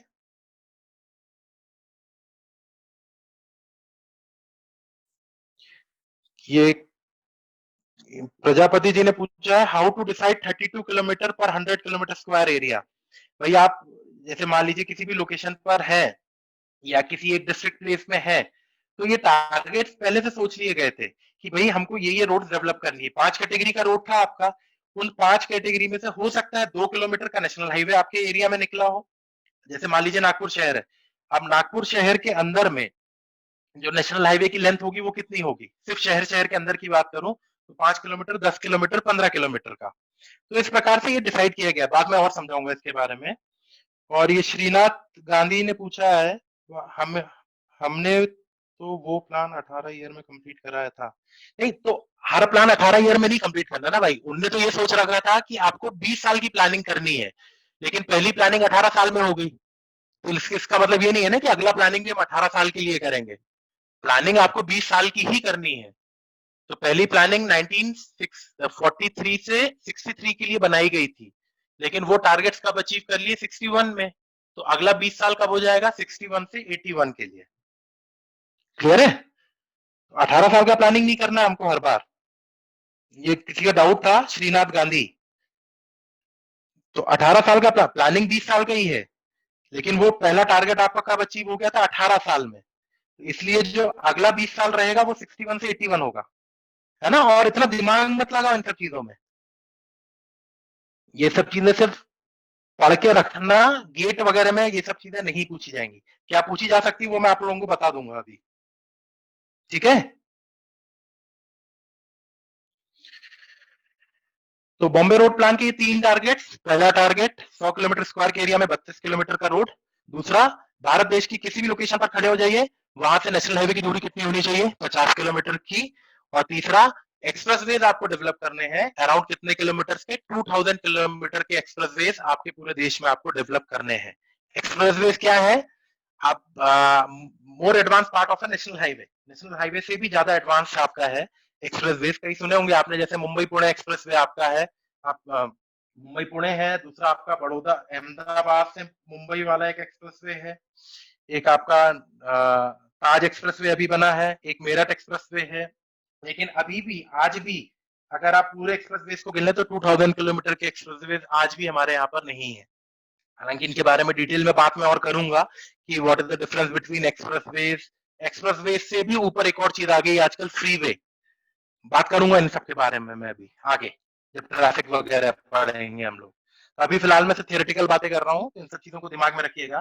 पहला प्लानिंग था नागपुर में बैठ के हुआ, कायदे से वो होना था 43 से 63 के लिए, लेकिन जो टारगेट्स हमने सोच रखे थे वो 81 में 61 में कंप्लीट हो गए। इसलिए अगली प्लानिंग हुई बॉम्बे में बैठ के, और जो कि हुई 61 से 81 के लिए। And these are the 3 main targets जो कि वहां पर सोचे गए थे। रोड का डेंसिटी आपको कितना रखना है? 32 किलोमीटर का रोड पर 100 किलोमीटर स्क्वायर एरिया। किसी भी लोकेशन की दूरी 50 किलोमीटर से ज्यादा नहीं होनी चाहिए नेशनल हाईवे से। और 2000 किलोमीटर करीब करीब के आपको एक्सप्रेसवेज प्लान करने पड़ेंगे वहां पर। बताइए, यहां तक की चीजें क्लियर है? कोई डाउट्स किसी प्रकार के? क्लियर है सभी को? चलिए आगे देखते हैं। ये बात हुई आपकी सेकेंड रोड प्लान की। तीसरी प्लानिंग हुई आपकी लखनऊ में बैठ के। ये बना आपका Lucknow road plan. This was your third 20 year plan. Lucknow में बैठ के। बॉम्बे वाला कब खत्म हुआ आपका? 81 में। तो ये बना आपका 1981 से 2001 के लिए। तो जो तीसरी प्लानिंग हुई आपकी वो हुई लखनऊ में बैठ के, इसलिए उसका नाम पड़ा Lucknow road plan. This was your third 20-year road plan. कब से कब तक के लिए टारगेट बनाया गया ये? 81 से 2001 के लिए। तो पहला था आपका नागपुर में बैठ के, दूसरा हुआ आपका बॉम्बे में बैठ के, और तीसरा अब आपका कहाँ के बैठ के हुआ ये? लखनऊ में बैठ के। जो पहला टारगेट लिया इनने, नागपुर वालों ने बोला था 100 किलोमीटर स्क्वायर में 16 किलोमीटर का रोड, बॉम्बे वालों ने उसको थोड़ा सा बढ़ाया 100 किलोमीटर स्क्वायर में 32 किलोमीटर का रोड, लखनऊ वालों ने बोला 82 किलोमीटर ऑफ द रोड पर 100 kilometre square area. 100 kilometre square area में जो आपको रोड डेंसिटी रखनी है that will B of 82 kilometres. मतलब जितने भी प्रकार की रोड्स हैं 100 किलोमीटर स्क्वायर में total length of the road आपको कितनी मिलनी चाहिए? दैट इज 82 किलोमीटर्स का रोड मिलना चाहिए। दूसरा टारगेट इनने जो बोला ये किया, रोड्स को इनने 3 कैटेगरी में डिवाइड किया।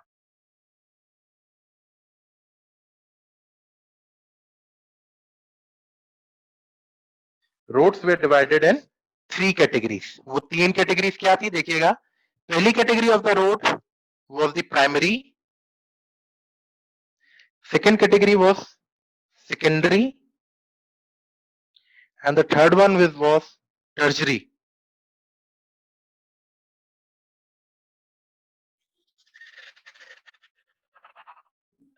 लखनऊ वालों के हिसाब से रोड को 3 कैटेगरी में डिवाइड किया गया, that is primary, secondary and tertiary. Primary category में 2 रोड्स आएंगी, that is your national highway and expressways. Primary category में 2 रोड्स हम कंसीडर करेंगे, that is your national highway and expressways. Secondary में स्टेट हाईवे और major district road consider होगा। Secondary category में state highway और मेजर डिस्ट्रिक्ट रोड, और tertiary में होगा आपका other district roads and village roads. तो लखनऊ वालों ने कुछ और नया काम नहीं किया था, जो नागपुर वालों ने बोला था उन्हीं 5 कैटेगरी में एक और जोड़ दी एक्सप्रेसवे, और उन 6 रोड्स को 3 कैटेगरी में इन्हें डिवाइड किया, that is primary, secondary and tertiary. Primary category of the road में 2 कैटेगरी आएंगी आपकी, national highway and expressways. Secondary में स्टेट हाईवे और मेजर डिस्ट्रिक्ट रोड, और टर्जरी में other district roads and village roads आएंगी। क्लियर हो रही बातें हैं? एक्सप्रेसवेज क्या है बात में डिस्कस करेंगे हम लोग। अभी अभी फिलहाल में ये सब चीजें समझते चलिएगा, थियोरेटिकल बातें हैं। नागपुर वालों ने बोला था रोड डेंसिटी कितनी? 16 किलोमीटर का रोड 100 किलोमीटर स्क्वायर एरिया में। बॉम्बे वालों ने बोला 32 किलोमीटर का रोड 100 किलोमीटर स्क्वायर एरिया में। लखनऊ वालों ने बोला 82 किलोमीटर का रोड इन 100 किलोमीटर स्क्वायर एरिया। बातें क्लियर हो रही है ये पूरी? तो इस प्रकार से लखनऊ रोड प्लान के लिए, लखनऊ रोड प्लान के हिसाब से the road density will be 82 kilometer per 100 kilometer square area, and the roads will be divided into 3 categories, that is primary, secondary and tertiary. Primary में national highway expressway, secondary में state highway और major district road, और tertiary में other district road और village roads की बातें आपकी वहां पर होंगी। यहां तक बातें क्लियर हो रही हैं?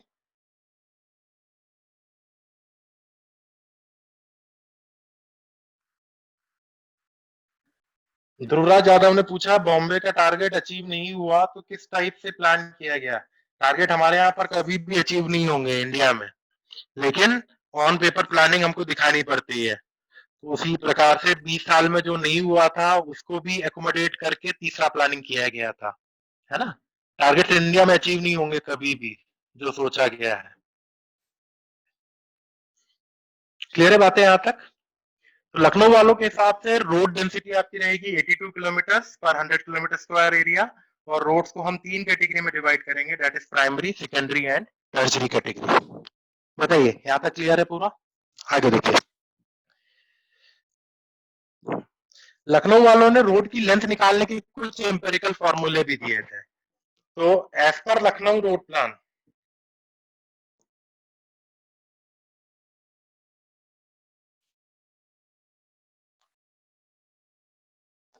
अगर आपको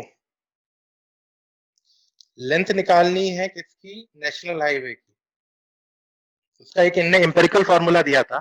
सपोज करिए लेंथ ऑफ नेशनल हाईवे को मैं कुछ इस प्रकार लिख देता हूँ, LNH। कोई स्टैंडर्ड नोटेशन नहीं है, LNH मतलब length of national highway.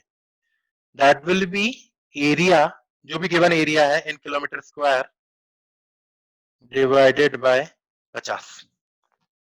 This will be the formula for calculating the length of national highway as per the Lucknow road plan. इसका एक न्यूमेरिकल अभी मैं बता दूंगा आपको किस प्रकार है, पूछा नहीं जाएगा कहीं पर भी। तब भी लेंथ ऑफ नेशनल हाईवे निकालने का तरीका, सपोज करिए ये एरिया मेरे पास है, ये एरिया दिया गया, सपोज करिए this area is 1000 kilometre square, और पूछना जाए कि लखनऊ रोड प्लान के हिसाब से इस 1000 किलोमीटर स्क्वायर में नेशनल हाईवे की लेंथ कितनी होनी चाहिए।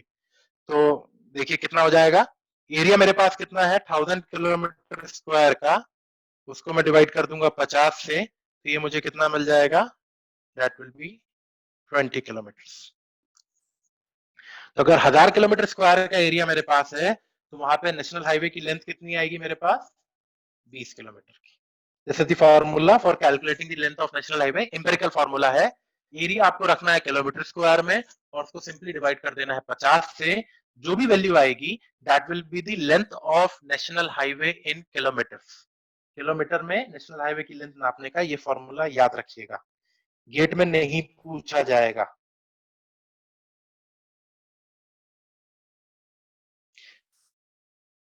क्लियर है बात यहां तक? तो length of national highway as per Lucknow road plan can be calculated by using a formula area upon 50। बताइए क्लियर है बात यहां तक? आगे देखिए, अगर लखनऊ वालों के हिसाब से मुझे लेंथ ऑफ स्टेट हाईवे चाहिए, इसको सपोज करिए मैं लिख दे रहा हूं कुछ ऐसे, LSH, that is length of state highway. इसका जो फॉर्मूला लखनऊ वालों ने दिया वो दिया area in kilometre square divided by 25। Area आपको किसमें रखना है, किलोमीटर स्क्वायर में, और उसको डिवाइड कर देना है किससे, 25 से, जो भी वैल्यू आएगी that will be the length of state highway. बताइए, एक और फॉर्मूला दिया है इन्होंने, that is 62.5 into n minus length of NH।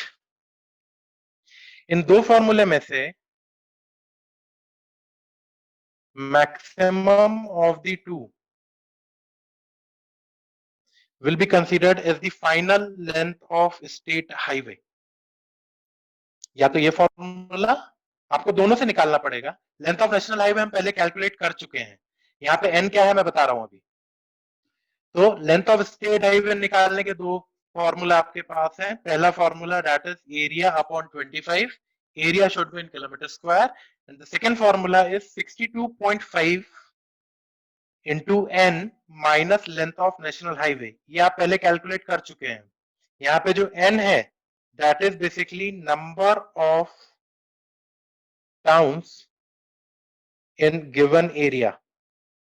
जो भी एरिया आपके पास है उस एरिया में कितने टाउन्स बढ़ रहे हैं, दैट इज n। तो 62.5 को नंबर ऑफ टाउन से मल्टीप्लाई करके लेंथ ऑफ नेशनल हाईवे से माइनस अगर आप कर देंगे तो आपको एक वैल्यू मिलेगी, that will be the length of state highway. इन दो फॉर्मूले से आप निकाल लेंगे and the maximum of the two will be considered as the final length of state highway in that given area। उस given area में final length of state highway इन दोनों फॉर्मूले का मैक्सिमम वैल्यू रहेगा। नोट करते चलिएगा ये सब, मतलब स्क्रीनशॉट ले लीजिएगा। क्लियर है यहां तक? कोई डाउट किसी प्रकार का? आगे देखिए, तो ये हुआ आपका लेंथ ऑफ स्टेट हाईवे निकालने का तरीका। तीसरा हमको लखनऊ वालों के हिसाब से निकालना है length of major district road. Suppose करिए इसको मैं नाम दे रहा हूं LMDR, that is length of major district road. Lucknow वालों ने फॉर्मूला दिया area in kilometre square divided by 12.5। Area in kilometre square divided by 12.5। याद रखने का तरीका देखिएगा, नेशनल हाईवे की लेंथ के लिए आपने 50 से डिवाइड किया था, स्टेट हाईवे के लिए 50 का आधा मतलब 25, मेजर डिस्ट्रिक्ट रोड के लिए 25 का आधा मतलब 12.5 से डिवाइड करना है। तो length of major district road आप कैसे निकालेंगे? दैट इज एरिया अपॉन 12.5 या 90 इंटू एन।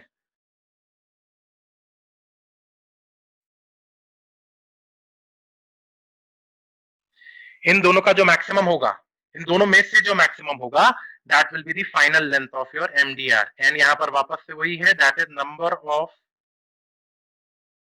टाउन्स। तो लेंथ ऑफ एमडीआर निकालने के वापस से दो फॉर्मूले दिखे आपको, दैट इज एरिया अपॉन 12.5 या फिर 90 into N, where N is the number of towns in the given area. इन दोनों का जो मैक्सिमम होगा, maximum of these two will be the final length of your major district road. तो तीन type के रोड की लेंथ हमने निकालना देख ली। नेशनल हाईवे की लेंथ कैसे निकालेंगे, स्टेट हाईवे की लेंथ कैसे निकालेंगे, और मेजर डिस्ट्रिक्ट रोड की लेंथ कैसे निकाली जाएगी। अब बची हमारे पास अभी भी दो कैटेगरी बच रही है, that is ODR and VR. एक और चीज याद रखिएगा, एक्सप्रेसवे की लेंथ निकालने का कोई फॉर्मूला कहीं पर नहीं दिया गया है। एक्सप्रेसवेज की लेंथ निकालने का कोई फॉर्मूला अवेलेबल नहीं है, ये नोट कर लीजिएगा कहीं पर। हमारे पास जो फॉर्मूला अवेलेबल है, that is for national highway, state highway, major district road, village road and ODR, that is other district road. Expressway की लेंथ निकालने का फॉर्मूला हमारे पास नहीं है, ठीक है।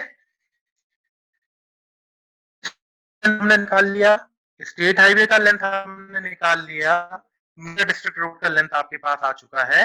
अब बच रहा है आपके पास चौथा, दैट इज लेंथ ऑफ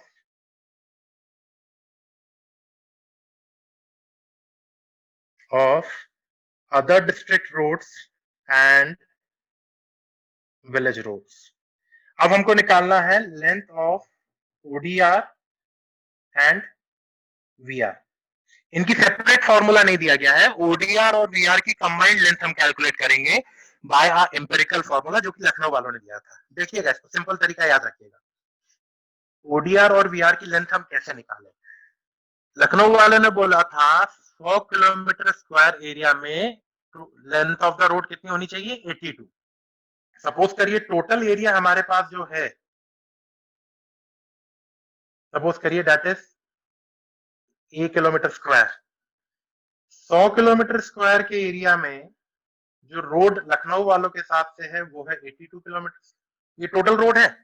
इस 82 किलोमीटर में सभी प्रकार की रोड्स आ चुकी हैं, ठीक है। तो टोटल एरिया मेरे पास है 1 किलोमीटर स्क्वायर का। 100 किलोमीटर स्क्वायर में 82 किलोमीटर का रोड है, तो 1 किलोमीटर स्क्वायर में टोटल रोड कितना हो जाएगा? टोटल रोड लेंथ मेरे पास आ जाएगा 82 अपॉन 100। ये तो हुआ 1 किलोमीटर का रोड, 1 किलोमीटर स्क्वायर एरिया का रोड, और टोटल एरिया मेरे पास ए है, तो the total road length will be 82 upon 100 into A. ये क्लियर हो रहा है? ये क्लियर है सभी को? कैसे आया? टोटल रोड लेंथ कैसे निकाली है वो क्लियर हुआ भाई। 100 किलोमीटर स्क्वायर में 82 किलोमीटर का रोड, तो ए किलोमीटर स्क्वायर में कितने किलोमीटर का road? That is 82 into A upon 100, है ना। This is the total road length. इस टोटल रोड लेंथ में से मेरे पास नेशनल हाईवे की लेंथ आ चुकी है, स्टेट हाईवे की लेंथ आ चुकी है, और मेजर डिस्ट्रिक्ट रोड की लेंथ आ चुकी है। तीन फॉर्मूले जो मैंने अभी आपको बताया था इससे पहले। नेशनल हाईवे की लेंथ निकालने का फॉर्मूला हमारे पास है, स्टेट हाईवे की लेंथ निकालने का फॉर्मूला मेरे पास है, मेजर डिस्ट्रिक्ट रोड की लेंथ निकालने का फॉर्मूला मेरे पास है, और टोटल रोड लेंथ उस एरिया में कितनी है वो भी मेरे पास है। तो अगर इस टोटल रोड लेंथ में से मैं नेशनल हाईवे, स्टेट हाईवे और मेजर डिस्ट्रिक्ट रोड की लेंथ को सब्ट्रैक्ट कर दूं, तो जो बचेगा वो कहीं ना कहीं पे मेरे पास ओडीआर और वीआर की लेंथ आ जाएगी। मतलब मैं बोल सकता हूं कि length of ODR and VR will be equal to 82 upon 100 into A. This is the total road length minus length of NH, length of SH and length of MDR.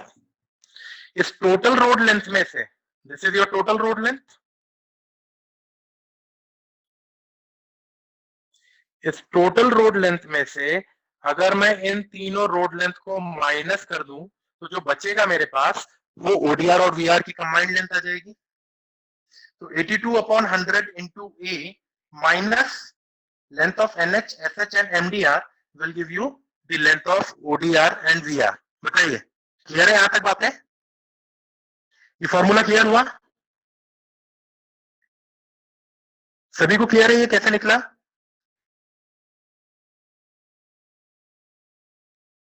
चलिए आगे देखिए।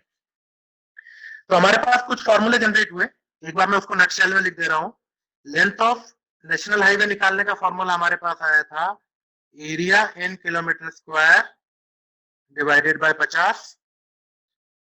लेंथ ऑफ स्टेट हाईवे निकालने का formula मेरे पास आया area in kilometre square divided by 25 या फिर 62.5 into N minus length of NH. इससे मैंने निकाला था इस length of state highway. Length of major district road निकालने के दो फॉर्मूले वापस मेरे पास आए, that is area in kilometre square divided by 12.5 या फिर 90 इंटू एन। ये हुआ आपका लेंथ ऑफ नेशनल हाईवे, ये हुआ आपका लेंथ ऑफ स्टेट हाईवे और ये हुआ आपका length of major district road.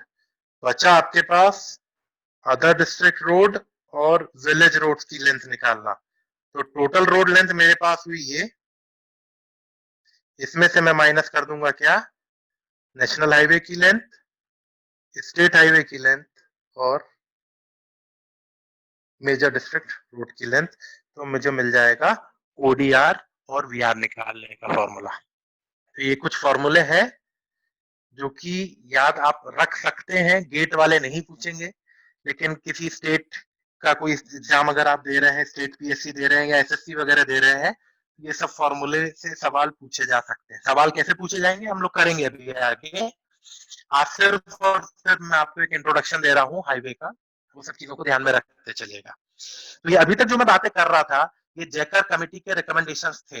वापस से एक बार रिवाइज करते हैं, आप लोग देखिएगा। मैं शुरुआत कर रहा हूँ कि इंडिया में नेशनल हाईवे रोड्स की डेवलपमेंट की बातें कहाँ से चालू हुई। तो इंडिया में नेशनल रोड्स के डेवलपमेंट की बातें चालू हुई 1927 में। 27 में बनाई गई एक कमेटी जिसका नाम जैकार कमेटी। एक बार मैं पूरा रिवाइज करा रहा हूँ, आप लोग बस सुनते चलिएगा। ये आपके पास स्क्रीनशॉट है तो उसमें एक बार समझते चलिएगा चीजों को, उसको मैं बता रहा हूँ। अभिषेक ने पूछा ये फॉर्मूला सिर्फ लखनऊ के लिए है। लखनऊ के लिए नहीं है, लखनऊ शहर के लिए नहीं है। ये लखनऊ में बैठ के जो प्लानिंग हुई थी उस प्लानिंग के हिसाब से रोड्स की लेंथ निकालने के ये फॉर्मूले डिसाइड किए गए थे। ये लखनऊ के लिए नहीं है। लखनऊ में जो प्लानिंग हुई थी, लखनऊ में बैठ के जो टारगेट्स बनाए गए थे, उन टारगेट्स के हिसाब से ये फॉर्मूले ऑल ओवर इंडिया एप्लीकेबल रहेंगे। ठीक है ना? ये अभिषेक का डाउट था। ठीक है, हाँ समझिएगा फिर से। हाँ, ये लखनऊ प्लान के लिए ही है कि लखनऊ में बैठ के जो प्लानिंग की गई थी उसके हिसाब से length of national highway, state highway, major district road, other district road निकालने के ये फॉर्मूले डेवलप किए गए थे। ठीक है, अब सुनिएगा फिर से, शुरुआत कर रहा हूं फिर से, वापस से एक बार थोड़ा सा रिवाइज करिएगा कि इंडिया में रोड्स के डेवलपमेंट की बातें चालू हुई 1927 से।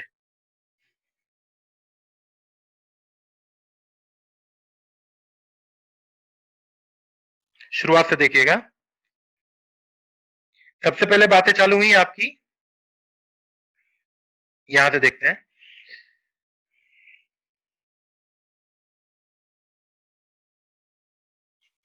1927 में सबसे पहले जयकार कमेटी बनी आपकी। इस जयकार कमेटी ने सबसे पहला काम किया, एक साल तक बातें करके इनने कुछ रिकमेंडेशंस दिए और उस रिकमेंडेशंस में सबसे पहली बात जो इनने करी वो ये हुई कि भाई आपको रोड बनानी है या कुछ भी चीज करनी है तो आपको पैसा चाहिए। और वो पैसा कहां से आएगा?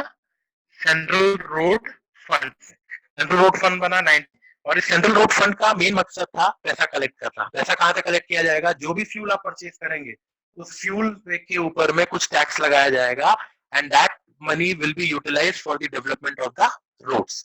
दूसरा काम ये हुआ कि भाई पैसा आ गया, पैसा आने के बाद एक ऐसा ऑर्गेनाइजेशन बनाया जाए जो कि रोड्स की प्लानिंग, मेंटेनेंस, डेवलपमेंट, कंस्ट्रक्शन की बातें करें, उसके लिए क्या बना आपका इंडियन रोड कांग्रेस, जिसको नाम दिया गया आईआरसी, और ये कब बना आपका 1934 में। क्लियर हो रही बातें ये। नेक्स्ट क्या हुआ फिर आपका, आईआरसी बनने के बाद फिर एक और इंस्टीट्यूट बनाया गया जो कि रिसर्च एंड डेवलपमेंट की बातें करेगा, और उसका नाम पड़ा आपका CRRI, that is central road research institute. ये कब बना आपका 1950 में, 1950 में। चौथी जो बात की गई जयकर कमेटी के हिसाब से कि भाई आपको लॉन्ग टर्म प्लानिंग करनी पड़ेगी, 20 year road development plan.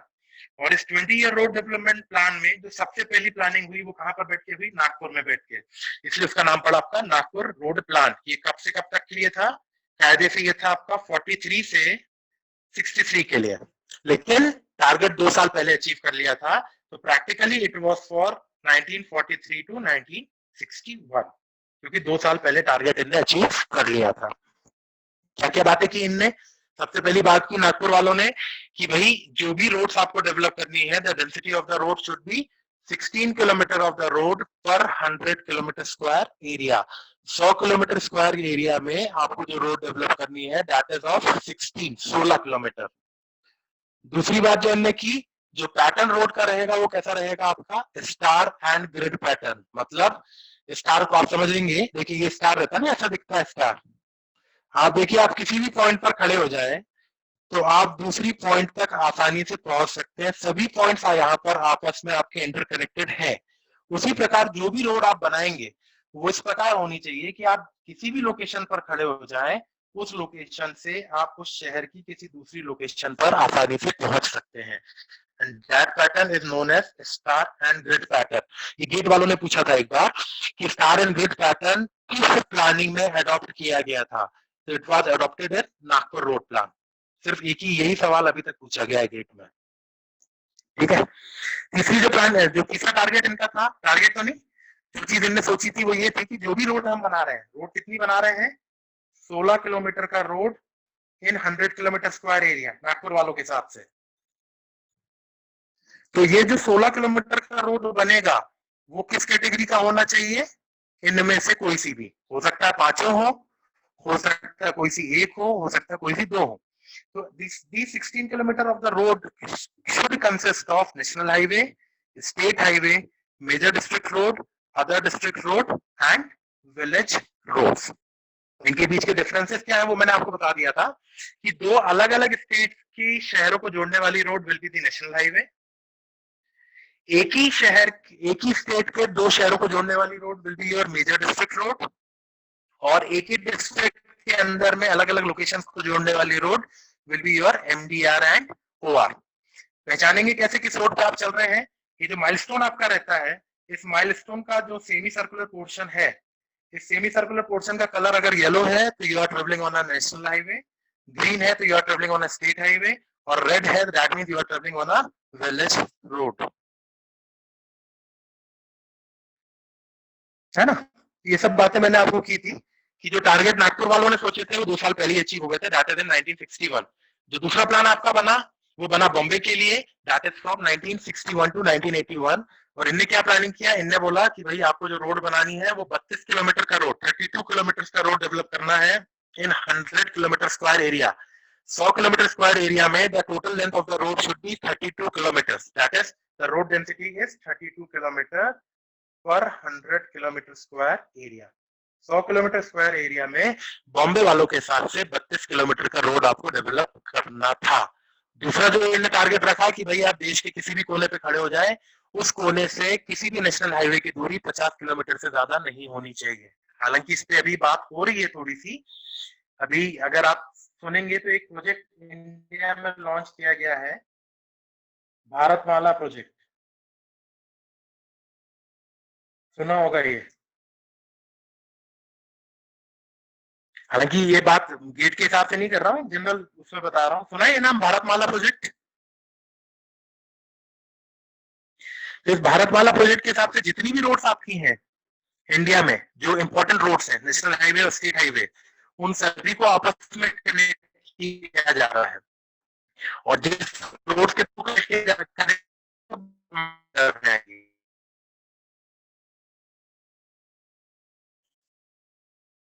Shreyansh पूछा सिटीज ऑफ डिफरेंट स्टेट्स, कौन सा लेना पड़ेगा? फॉर एग्जाम्पल आप नागपुर में है या पर भी, नागपुर शहर किलोमीटर स्क्वायर का है, तो नागपुर शहर की विसिनिटी में जो नेशनल हाईवे की लेंथ रहेगी दैट विल बी 500 अपॉन ये total highway, total national highway की लेंथ नहीं निकालेंगे उसमें, जिस लोकेशन पर आप हैं उस लोकेशन के आसपास नेशनल हाईवे की कितनी लेंथ होनी चाहिए, तो उस लोकेशन का area divided by 50 will give you the length of national highway. Dhruvraj ने पूछा है बॉम्बे और लखनऊ प्लान भी star and grid pattern follow करता है? मोर और less star and grid pattern ही फॉलो किया जाता है हर प्लानिंग में, लेकिन पैटर्न सबसे पहले कहां पर फॉलो किया गया था? नागपुर में, नागपुर रोड प्लान में। तो अगर कभी सवाल पूछता है कि स्टार एंड ग्रिड पैटर्न कहां पर प्लानिंग किया गया था, तो आंसर नागपुर रहेगा, लेकिन उस पैटर्न को आगे बॉम्बे और लखनऊ वालों ने भी अडॉप्ट किया था। ठीक है, तो पहली चीज जो बॉम्बे वालों ने किलोमीटर स्क्वायर एरिया में 32 किलोमीटर का रोड, किसी भी लोकेशन पर अगर आप खड़े हो जाए तो वहां से नेशनल हाईवे की दूरी 50 किलोमीटर से ज्यादा नहीं होनी चाहिए, और करीब करीब 2000 किलोमीटर के एक्सप्रेसवेज भी प्लानिंग किए गए थे बॉम्बे में।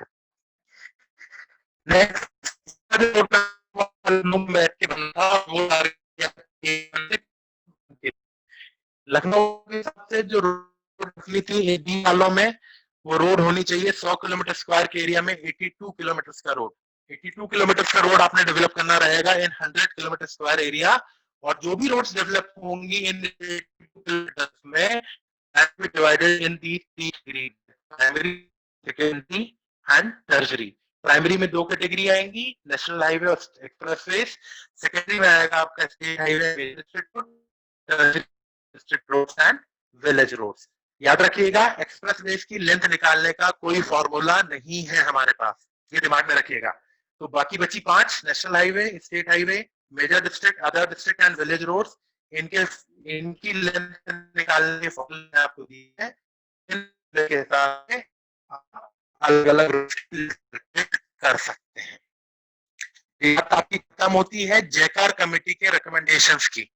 यहाँ तक कोई डाउट किसी भी प्रकार का कुछ हो, आना नहीं चाहिए खैर इन सब में डाउट्स, क्योंकि ये कोई ऐसे कोई टेक्निकल बातें नहीं बता रहा हूं मैं, कुछ बेसिक हिस्ट्री है और कुछ टर्मिनोलॉजीज है, कुछ फैक्ट्स एंड फिगर्स है जो आपको दिमाग में रखने हैं।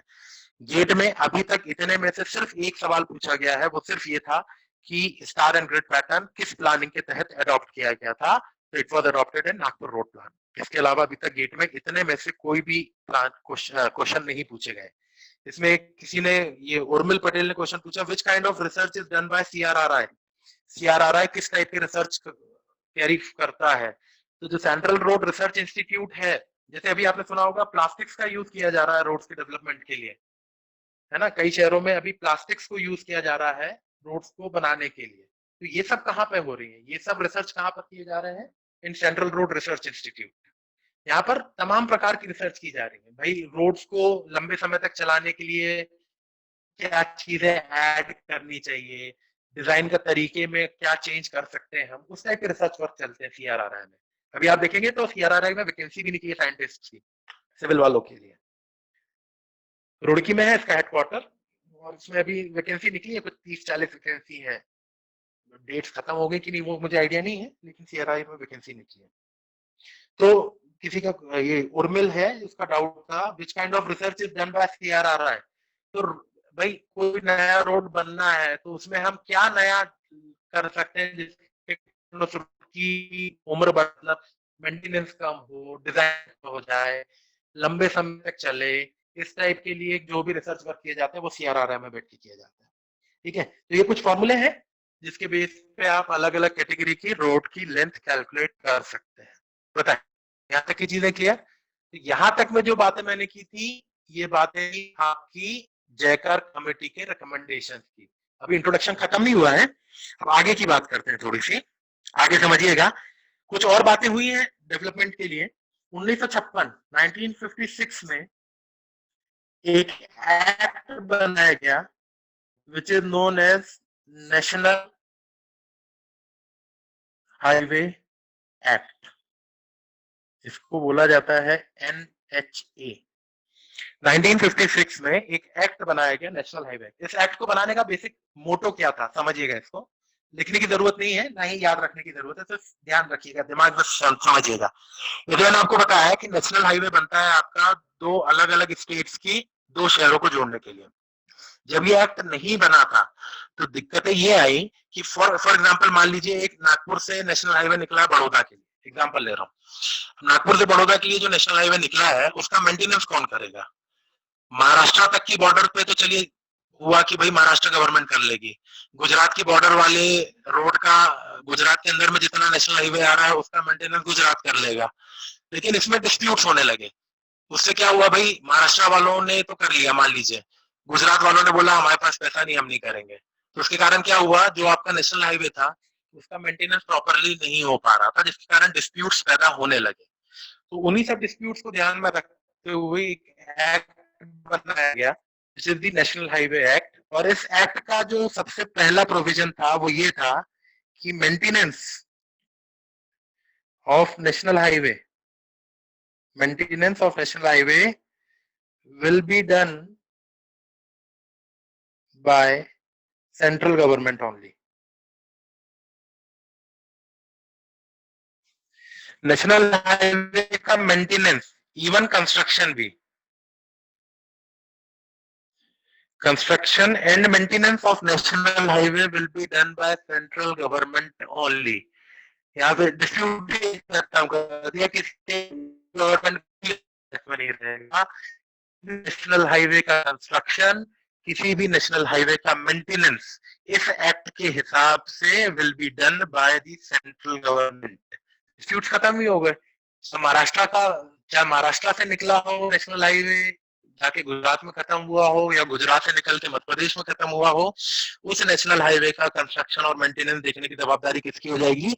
सेंट्रल गवर्नमेंट की। पहला जो इस पर्टिकुलर एक्ट का रिकमेंडेशन था वो था कि construction and maintenance of any national highway will be done by central government. याद रखिएगा, मैं सिर्फ नेशनल हाईवे की बात कर रहा हूँ यहाँ पे, क्योंकि एक्ट का नाम ही है नेशनल हाईवे एक्ट। इस एक्ट का स्टेट हाईवे से कोई भी लेना देना नहीं है। तो नेशनल हाईवे एक्ट के हिसाब से किसी भी नेशनल हाईवे का कंस्ट्रक्शन और मेंटेनेंस सेंट्रल गवर्नमेंट देखेगी। सेंट्रल गवर्नमेंट की कोई सी बॉडी, वो बॉडी का नाम मैं बताऊंगा अभी। दूसरा रिकमेंडेशन जो आया वो आया कि सेंट्रल गवर्नमेंट हाईवे के कंस्ट्रक्शन के लिए कोई सी भी जमीन को एक्वायर कर सकती है, चाहे वो प्राइवेट जमीन हो किसी की, या किसी फर्म की हो, या सरकार की खुद की हो। Central government can acquire any land for construction and expansion of national highway. किसी भी जमीन को अधिग्रहित कर सकती है, हालांकि उसके कुछ टर्म्स एंड कंडीशंस रहेंगी उसके लिए, लेकिन सरकार चाहे तो किसी भी जमीन को एक्वायर कर सकती है for the construction of the national highway as well as for the expansion. मान लीजिए 3 लेन, अभी 4 लेन का नेशनल हाईवे था, ट्रैफिक बढ़ा, उसको 6 लेन का करना है, तो उस रोड के अगल बगल की लैंड को जो सेंट्रल गवर्नमेंट है वो एक्वायर कर सकती है। तो central government can acquire any land for the construction and expansion of the national highway. This is the second provision of your national highway act. दिमाग में रखिएगा, ये सब चीजें पूछी नहीं जाएंगी, सिर्फ ये तारीख याद रखिएगा। नेशनल हाईवे एक्ट कब बना? 1956 में। तो पहला रिकमेंडेशन कि भाई मेंटेनेंस और कंस्ट्रक्शन नेशनल हाईवे का कौन करेगा? Central government. सेंट्रल गवर्नमेंट की एक बॉडी, और उस बॉडी का नाम क्या है मैं बताता हूँ अभी। दूसरा जो रिकमेंडेशन था कि central government can acquire any land for the construction and expansion of the national highway. National highway के कंस्ट्रक्शन और एक्सपांशन के लिए गवर्नमेंट जमीन को एक्वायर कर सकती है। सेंट्रल गवर्नमेंट की वो बॉडी जो कि नेशनल हाईवे के कंस्ट्रक्शन और मेंटेनेंस को देखेगी, उस बॉडी का नाम है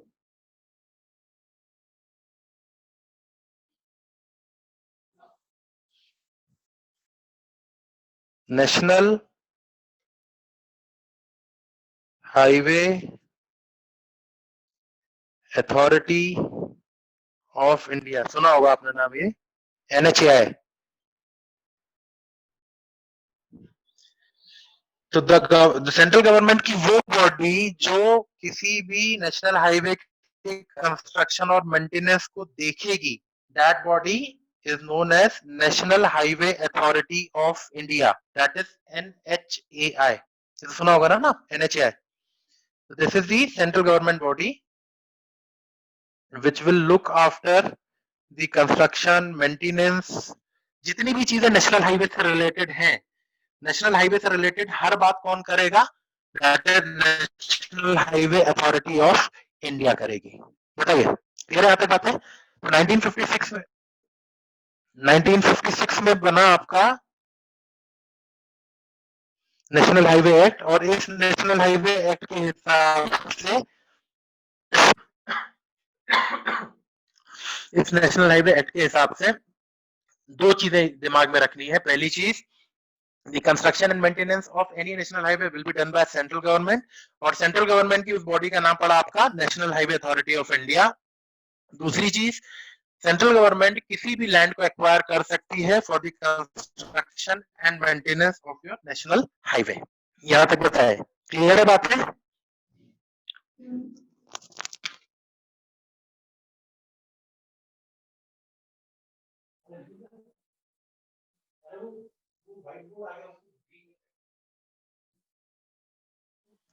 यहां तक क्लियर हुआ? चलिए आगे देखते हैं।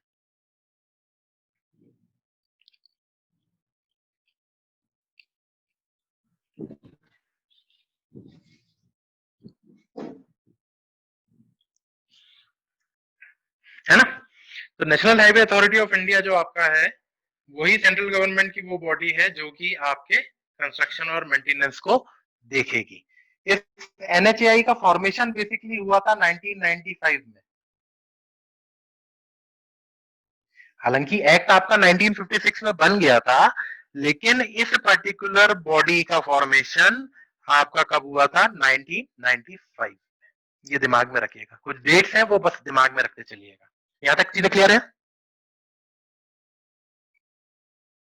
आगे देखिए, इसके आगे अगर बात करूं मैं, तो 1978 में एक और चीज बनी, that is national transport policy. 1978 में बना आपका नेशनल ट्रांसपोर्ट पॉलिसी। भाई एक स्टेट से दूसरे स्टेट में आप जा रहे हैं तो टैक्सेशन कैसा रहेगा, ट्रांसपोर्टेशन का टोल कैसे लगना है, क्या वगैरह वगैरह वाली बातें आपकी नेशनल ट्रांसपोर्टेशन पॉलिसी के तहत बात की गई थी। बहुत इंपॉर्टेंट नहीं है ये, इसको बहुत ज्यादा आप दिमाग में रखिएगा भी नहीं। हाँ, एक चीज जो इंपॉर्टेंट है वो है 1939 में एक चीज बनी थी, that is your motor vehicle act. भाई रोड बनाने की बातें कर ली, रोड बनाने के लिए हमने आईआरसी इंडियन रोड कांग्रेस बना लिया, रिसर्च एंड डेवलपमेंट के लिए सीआरआरआई बना लिया, लेकिन रोड पे चलने रूल्स एंड रेगुलेशन कहां से? तो रूल्स एंड रेगुलेशन बनते हैं 1939 में एक एक्ट बना which is motor vehicle act, जिसमें क्या क्या बातें हुई। भाई जैसे इंडिया में लेफ्ट साइड चलाना है आपको, ठीक है, तो रोड पे चलना कैसे है, लॉज क्या है, रूल्स एंड रेगुलेशंस क्या रहेंगे, रूल्स एंड रेगुलेशंस जो लॉज है आपके ड्राइविंग लाइसेंस से रिलेटेड, गाड़ी के रजिस्ट्रेशन से रिलेटेड, जितने भी रूल्स एंड रेगुलेशन है रोड पे चलने के लिए, वो रूल्स एंड रेगुलेशन फ्रेम हुए थे according to their motor vehicle act which was formed in 1939, और 1988 में ये रिवाइज किया गया था। मतलब कुछ नए प्रोविजंस जोड़े गए होंगे। अभी भी आप याद करें, पिछले 1 या 2 साल पहले इसका वापस से रिवीजन हुआ था, जिसमें आपके जो चालान के पैसे थे वो बढ़ाए गए थे।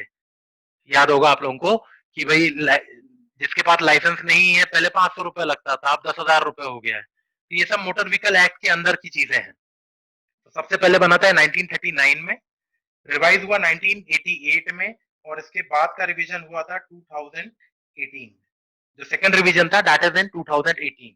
ये सब याद रखने की जरूरत नहीं है, जो सिर्फ याद रखना आपको that is the formation of motor vehicle act in 1939। क्या चीज डील करता है ये? रोड पर चलने के लिए जितने भी नियम कायदे हैं, जितने भी नियम कायदे हैं, चाहे वो ड्राइविंग लाइसेंस से रिलेटेड हो, चाहे रोड पे चलने वाली जेब्रा क्रॉसिंग हो, चाहे रेड लाइट हो, चाहे ग्रीन लाइट से रिलेटेड हो, जितनी भी चीजें हैं that comes under your motor vehicle act, जो कि कब बना था आपका 1939 में। बताए यहां तक की चीजें क्लियर हो रही हैं? ये बात हुई आपकी सेकंड चीज, दैट इज कुछ इंपॉर्टेंट डेट्स की बात जो मैं कर रहा था। पहली डेट याद रखना आपको 1956, that is formation of national highway act. दूसरा 1978 नेशनल ट्रांसपोर्ट पॉलिसी, टैक्सेशन से रिलेटेड चीजें हैं, इंपॉर्टेंट नहीं है ये वाली चीज। और तीसरा 1939 में बना था आपका मोटर व्हीकल एक्ट। यहां तक बताएं, क्लियर हो रही बातें? चलिए आगे देखिए। तो ये जो बातें अभी तक मैंने आपको बताई थी, ये थी related to your introduction part. जितनी भी चीजें थी ये सिर्फ और सिर्फ इंट्रोडक्शन से रिलेटेड थी। इंटरव्यू से रिलेटेड चीजें इसमें से पूछी जा सकती हैं, जैसे कुछ जो डेट्स मैंने आपको बताई कि भाई जयकार कमेटी कब बनी, जयकार कमेटी के रिकमेंडेशंस क्या थे, सेंट्रल रोड फंड क्या है, इंडियन रोड कांग्रेस कब बना, सेंट्रल रोड रिसर्च इंस्टीट्यूट कब बना, मोटर व्हीकल एक्ट कब बना। देखते हैं, इसको शॉर्ट में मैं एक बार फिर से बता दे रहा हूं आप लोगों को पूरा।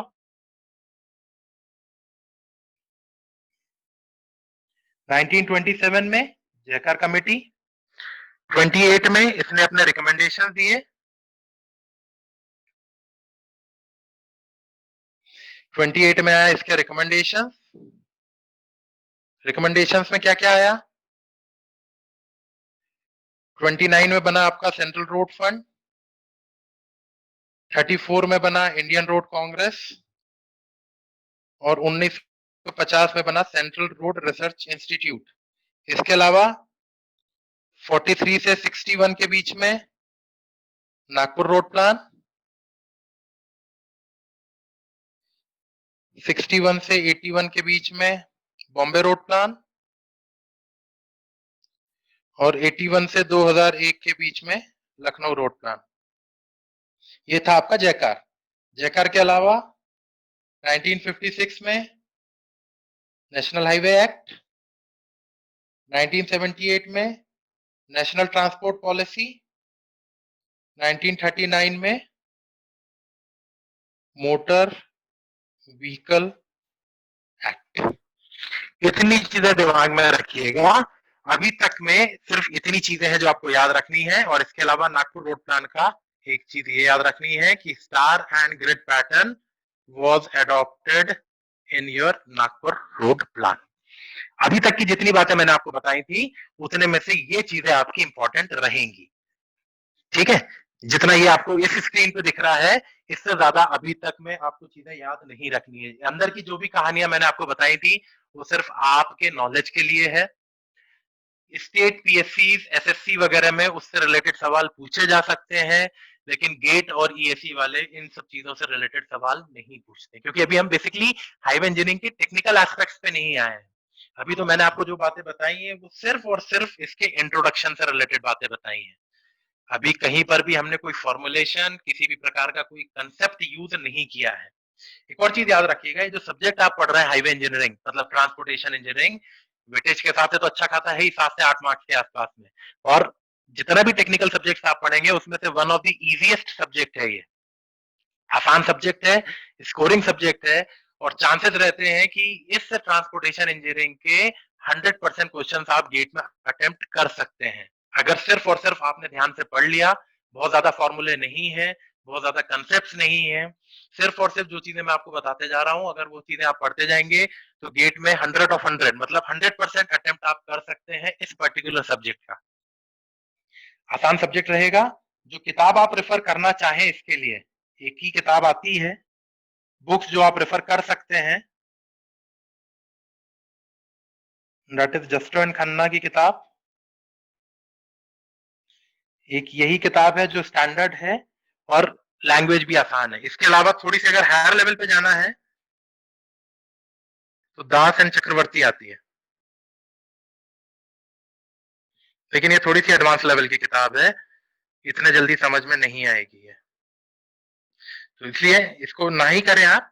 जसवंत खन्ना आपके लिए सफिशियंट रहेगी, और जो यहाँ पर मैं आप लोगों को बता रहा हूँ वो पढ़ते चलिएगा तो ये सब्जेक्ट आपको आसानी से हो जाएगा। आज मैं इससे ज्यादा नहीं लूंगा, अभी आज के लिए ये इंट्रोडक्टरी पार्ट था।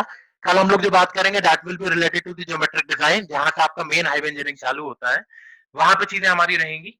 वहां से हम लोग देखेंगे कुछ फॉर्मुलेशन आएंगे, कुछ कंसेप्ट आएंगे, कुछ आईआरसी के रिकमेंडेशन रहेंगे, वो सब चीजें हम लोग कल से देखेंगे और कुछ सवाल भी करेंगे कल से। आज वाली बातें जो थी वो सिर्फ और सिर्फ एक बेसिक इंट्रोडक्शन था रिलेटेड टू हाईवे। किताब आप जसवंत खन्ना यूज कर सकते हैं और 25 साल के पुराने पेपर्स देखते रहिएगा, हालांकि क्वेश्चन हम लोग डिस्कस करेंगे यहाँ पर। आज तक में जो भी डाउट्स आप लोगों का रहा हो वो यहाँ पर देख लीजिए। आकाश साहब बोल रहे हैं लखनऊ रोड प्लान की क्लासिफिकेशन में टर्जरी रोड सिस्टम में क्या आएगा? टर्जरी में आएगा ना ओडीआर और वीआर। ये देखिए स्लाइड्स में बताया था ना मैंने आपको।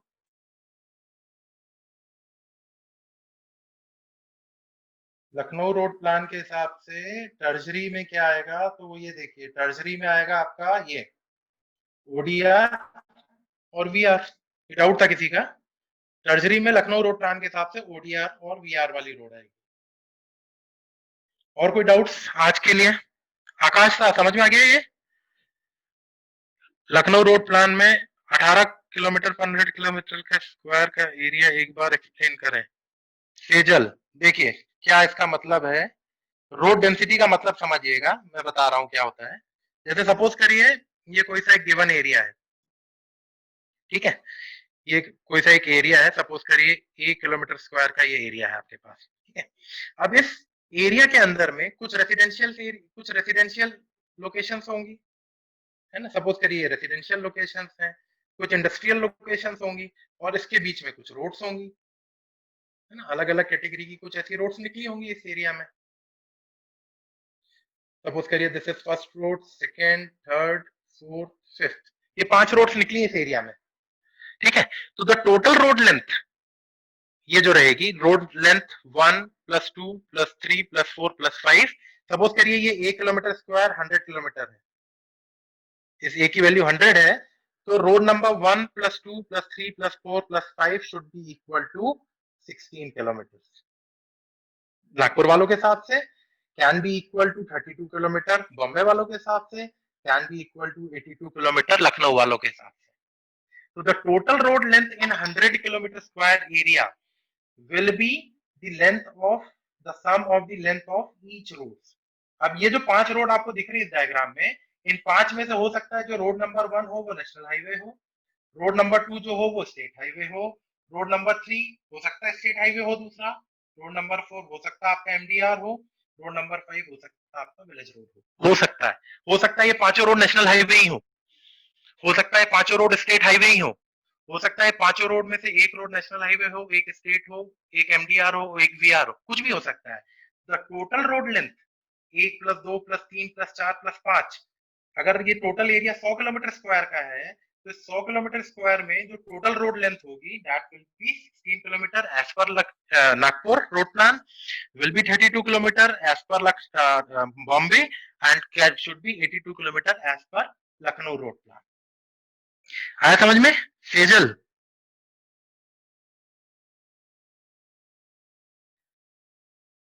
और कोई डाउट्स अभी तक में? आज के लिए क्योंकि मैं इतना ही रखूंगा, क्लियर है सभी को? तो आज के लिए सिर्फ ये रहेगा अपना, कल से हम लोग बात करेंगे, मतलब जिस भी दिन आपकी नेक्स्ट क्लास होगी हम लोग बात करेंगे ज्योमेट्रिक डिजाइन का, ठीक है। चलो आज के लिए फिर खत्म करते हैं, थैंक यू।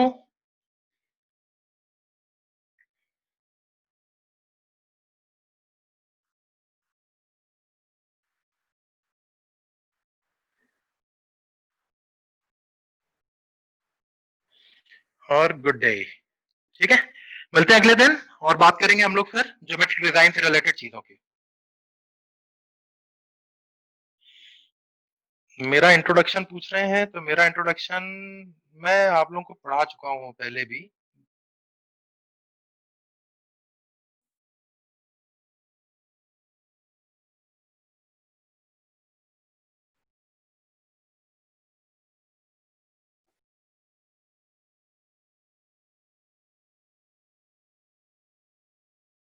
ठीक है,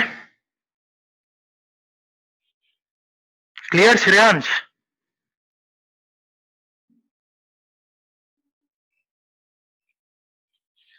हाँ वाटर रिसोर्स पढ़ाया था, वही हूँ। कुलदीप, चैनल फ्लो मैं नहीं पढ़ाया था।